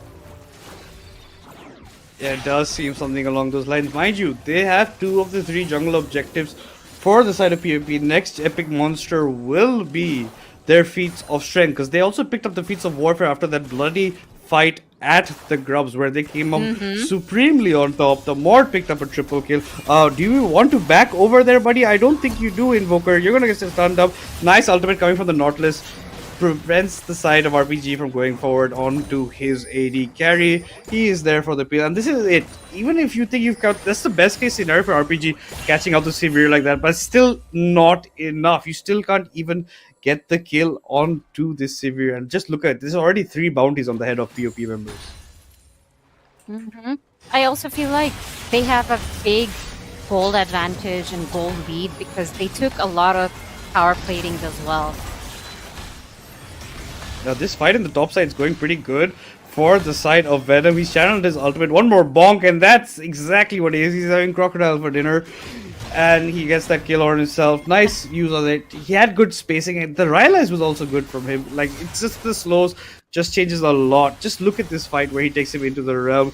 Killer 9BD is trying to run away, thinks better of it, tries to go back for the fight, but the amount of spacing that Venom gets already, the shield that he's getting procced as well, the amount of damage being dealt, the Rector is just too far behind to honestly be doing anything in the situation. But hold that, picture in picture, Clown Shot will end up going down. That's going to be Venom picking up a second kill in this fight, and maybe even a third. And that's exactly what he does onto the Rel. A triple kill off your screen. It was a 4-for-1 in favor of POP. They only lost Derek's, but they picked up everybody except the Crocodile, who was still in the gray screen. And they will be picking up the Rift Herald that will be giving them the feats of strength. They will also. They took the first tower. The bot tier 1 tower is down, and the tier 2 tower is almost. Not almost. my It is down. It's just gone. So I feel like they'll be like moving towards mid now, trying to take the mid tower now, and with that Rift Herald on the POP side, they might try to force in and put pressure in mid lanes and see. And we constantly see this top lane duo constantly poking one another and fighting. Not one single seconds goes by where they are not poking one another. Absolutely correct. The Eclipse not just not doing much to the Mord, like not providing enough relief for this Fnatic against this lane. Mord up quite a bit in CS numbers. So Ram is just doing his job. Already 8 assists and 9. He has pretty much a lot of KP as well, a lot of kill participation. Out of the 12 kills, he's been part of 9 of them. So he's been pretty much all around the map. The Sever's been pretty much left untouched in fights. The closest was her getting caught while recalling over there, but even then, Nautilus comes in with the big R, presses it, shuts down anything that was going on to his ADC. It's going to be a bit tough moving forward, though. Yeah, for RPG, it's going to be a bit tough because of the amount of gold they're behind. But like then again, look at their POP's mid laner. He performed so well last game, but this game he's a bit behind, and Syndra can make up for it, hoping that they will be able to take advantage of some sort of mistake POP might make, where they can make that comeback. Absolutely, that's what they have to look for. Nice carry to win lands, but just look at the amount of damage just one single Q from Sivir is doing. She already has Yultals, already is pretty much all the way up to the Infinity Edge, has 2 out of the 3 items, has the Pickaxe, has the BF Sword. So she is a very, very strong person right now. On the other hand, Kai'Sa has completed the Kraken Slayer, is on the way towards the Nashor's Tooth, the Ginsu's Rage Blade. So will be developing. Very interesting. Black Venom has opted to go press the attack when we usually see Kaisers nowadays go the lethal tempo. Maybe he has some other game plan up. But also another important part is that Nautilus does have Hextech Flash, while Rel does not have this equipped. So once Rel is flashless, it's very hard for her to get engages later on. Drake's coming up, so is Atakan. So it might be a decision of who gets which objective and who wants to play it out. Which one do you think is more important at this stage of the game? And how you want to proceed moving forward amongst this killer. 9 VD cannot even farm underneath his turret. The amount of damage that Venom is dealing. He's 2 levels up onto his counterpart right now. And he's having an amazing time being 8-2-1 right now. I feel like the whole team is trying to move around the dragon, playing it cautious not to get caught up by the opponent team. And we see Rammus making the first move, trying to engage in, but immediately falling back with his ult. So yeah. Yeah, but this did pull the TP away from Killer 9 BD. This might allow Mordekaiser to pick up the tier 1 in the top side before he has to TP in for this fight, but I don't think they even want to contest it given where Rammus and Severe are right now. They're instead putting up the Rift Herald in mid lane. They really want to get all the turrets. They don't mind giving up this Ocean Drake. And that's going to be a bounty, objective bounty, claimed by the side of RPG. That's how far behind they are in gold right now, around the 6k mark, and it's going to be a tier 1 and tier 2 picked up in mid lane, and the Rift Herald used as the escape for Rammus, and he's out clean. Great driving skills being put on by the spinning Beyblade. That was very well played by POP, I must say. They gave up on the dragon on purpose so that they can take not just 1 but 2 towers and maybe contest the dragon the next dragon. Yeah, they probably have to go about that. Undergun's up as well. Maybe look at this trap setup. They don't get spotted by the ward placed by the Renekton over there. So now they think better of it from the side of RPG. They're going to be backing away from that part. And now wards just being placed by POP at the Atakan. They want to have vision of it at all times. They don't want to get sneakily taken away from them. They really want to have this in pocket. And they don't want to have a disastrous fight like they did have in game 2, where RPG ended up taking the Atakan, even though they were pretty far behind in terms of goal, in terms of itemization.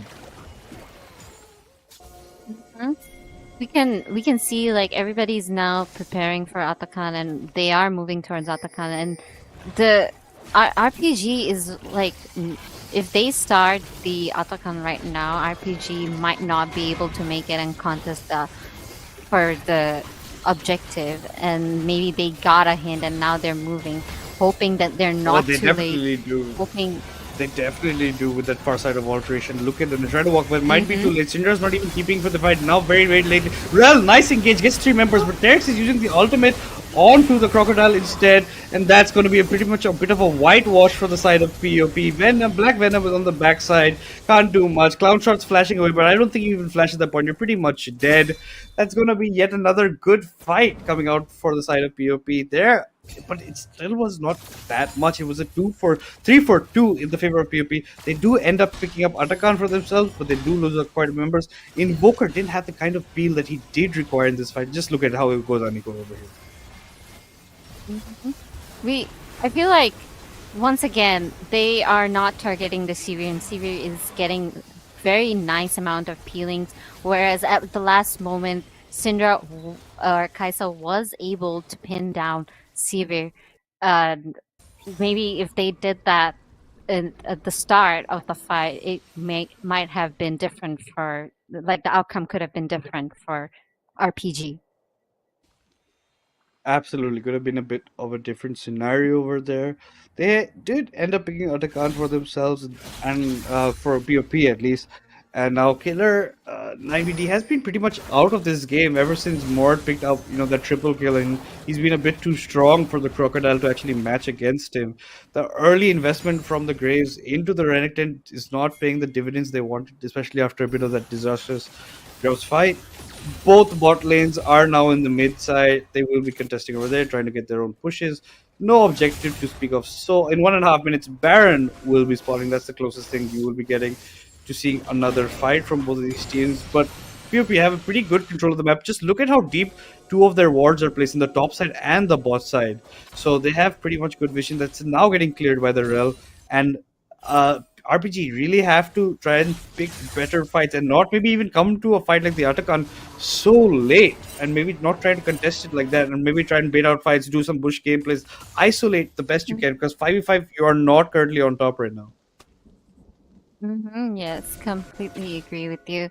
And I see that the drag is coming up, the Baron is coming up. What are the teams going to do? We do not know yet.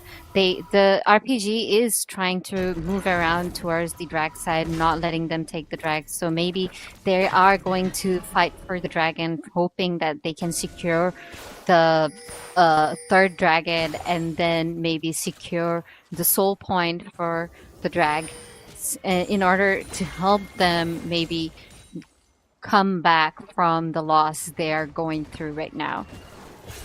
Terex, you're a bit alone here. You do have a tier 1 to go to, but the flash forward by the Rel to match on to the Malzar. And Ramus, you're a bit too late to this party, buddy. You're gonna get scared of the wind behind. The Kaiser's over here. It's a 4v3 essentially. But here comes the Mordekaiser to equalize it. The amount of damage being just dished out. Mordekaiser is bonking everybody. Severe's been left alone, and that's them picking up another 4 kills. They do lose the Severe. They did lose Terex earlier on, but they're pretty happy with this. This allows them to pick up another Drake and equalize, both teams having 2 Drakes after all these shenanigans.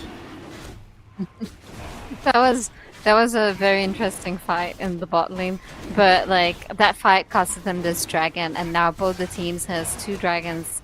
2 for POP, 2 for RPG. Now, unlike the first 2 games, we see both the teams doing pretty good. First games, we have been seeing it has been pretty like dominating, like one-sided dominated. But this time we see it's kind of equal. They have 2 dragons on each teams, and even the kill is like the kill participations and all. They are not that far off. it's like 19 But hold this and thought. 10. Mord 9 is taking kills. someone to Brazil over here. He really wants to get the rel. He does. He gets the added stats as well. He's not dying. This Mord cannot die. But as soon as I say that, he ends up going down. The channel from Tex does end up getting the Renekton. The cleanse has been popped by Black Venom, but he's still burning quite significantly. Look who's chasing him. You can't get away from Rammus. Rammus is going to chase you down. Cinder does end up picking up the training. Instantly has to flash away. Precognition will get pursued by the Nautilus. He wants a solo kill, and Graves has to burn the flash to get out because Nautilus did catch up pretty nicely, did put his exhaust onto him. So Graves, honestly, a bit overextended over in the sense that you have to get out given how many members now you're flashless for future team fights. Nautilus doesn't mind that much. He has hectic flash, and these fights are just not looking good. The Mord stayed alive for so long in those fights, and he wanted just so much more time for his team to deal out so much damage. So this Mord himself is going to be hard to deal with if he chooses to split push as well. And I think both the team got a proper reset now, and hoping that they will be starting to prepare for the Baron, set up for Baron, and maybe we'll be seeing more of the fights in near the Baron. And I feel like if POP does not play this safely, if they keep on making mistakes and get caught up in the traps of the enemy team, it might cost them the game, and RPG might recover the gold loss, all the losses they are behind. So it's both the teams Graves, the play guys, very safely. you don't follow it this deep onto Venom over here, but they want to change around. Nice flash Q from Venom does get the kill onto Black Venom just before he ends up going down. Graves yet again getting chased away. The members of RPG are just not fighting this as a team fight. They overextended quite a bit onto the Mordekaiser, who can just as easily get out of these tricky situations. This time it's a 4-for-1 in favor of POP, and that's pretty much a free Baron for themselves.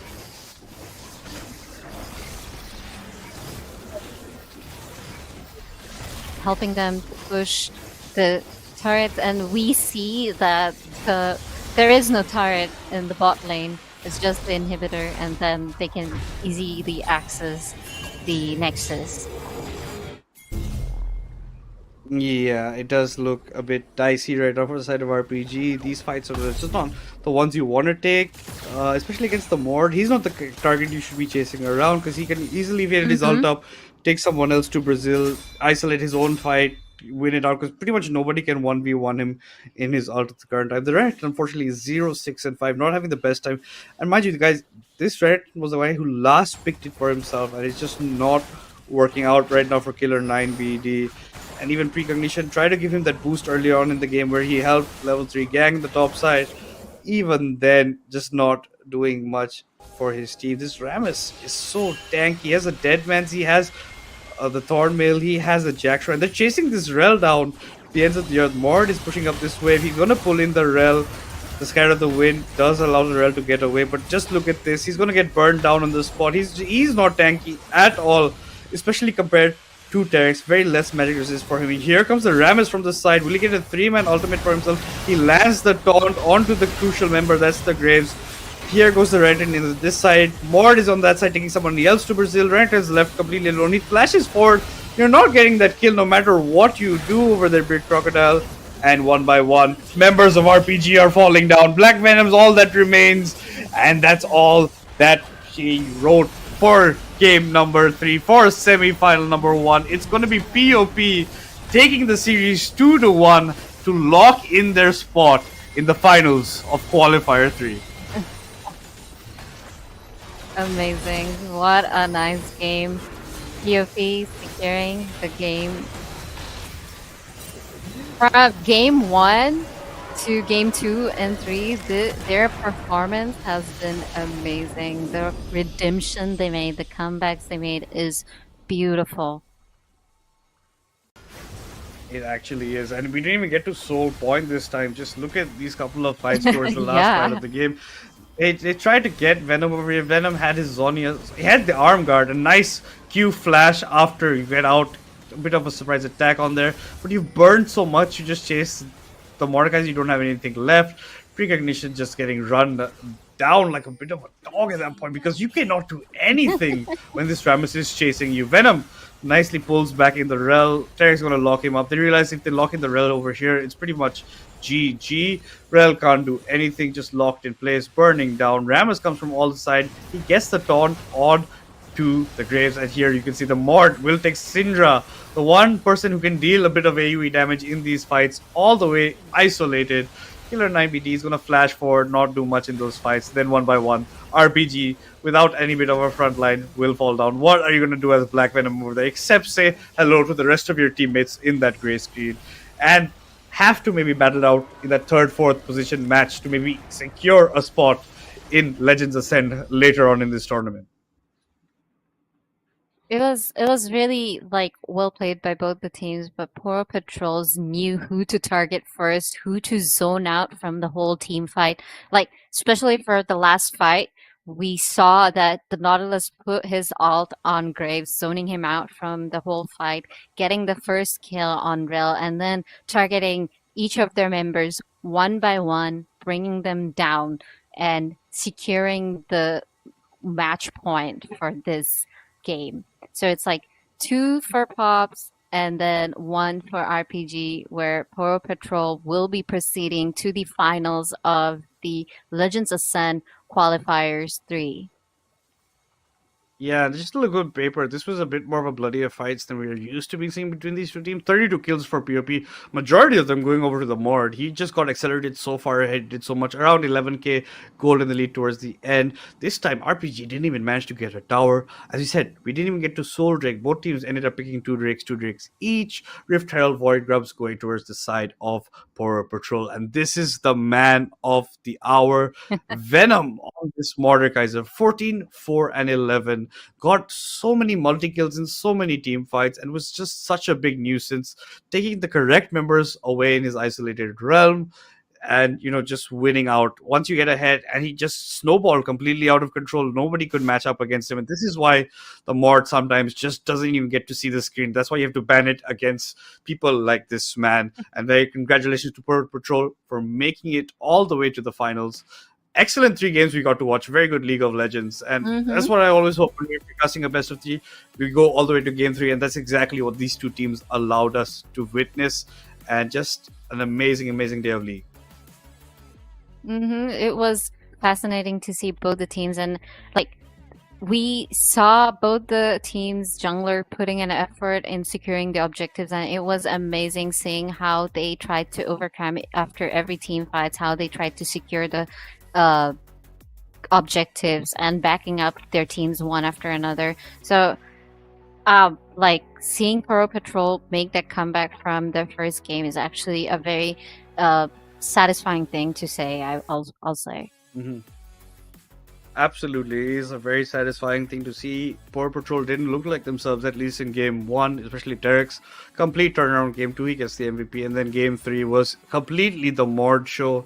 But not to, you know, take anything away from the rest of his teammates, they did a fantastic job setting it up, especially in those ground fights, isolated them quite a bit. The Rammus was just pretty much running everybody down. You see the Rammus, you just want to run, and you can't even do that at that point. The Graves pick did not work out the way that you wanted, especially with that early gank that you gave to the Renekton. Did not pay. You didn't get a good ROI on that. The Renekton just fell behind too much. But yeah, guys, that's it from us today. It's been me, Madness, alongside Aniko. But please tune in tomorrow for semi-final 2 between Eclipse and Syndicate. And that's a match you guys don't want to miss. So we'll see you tomorrow.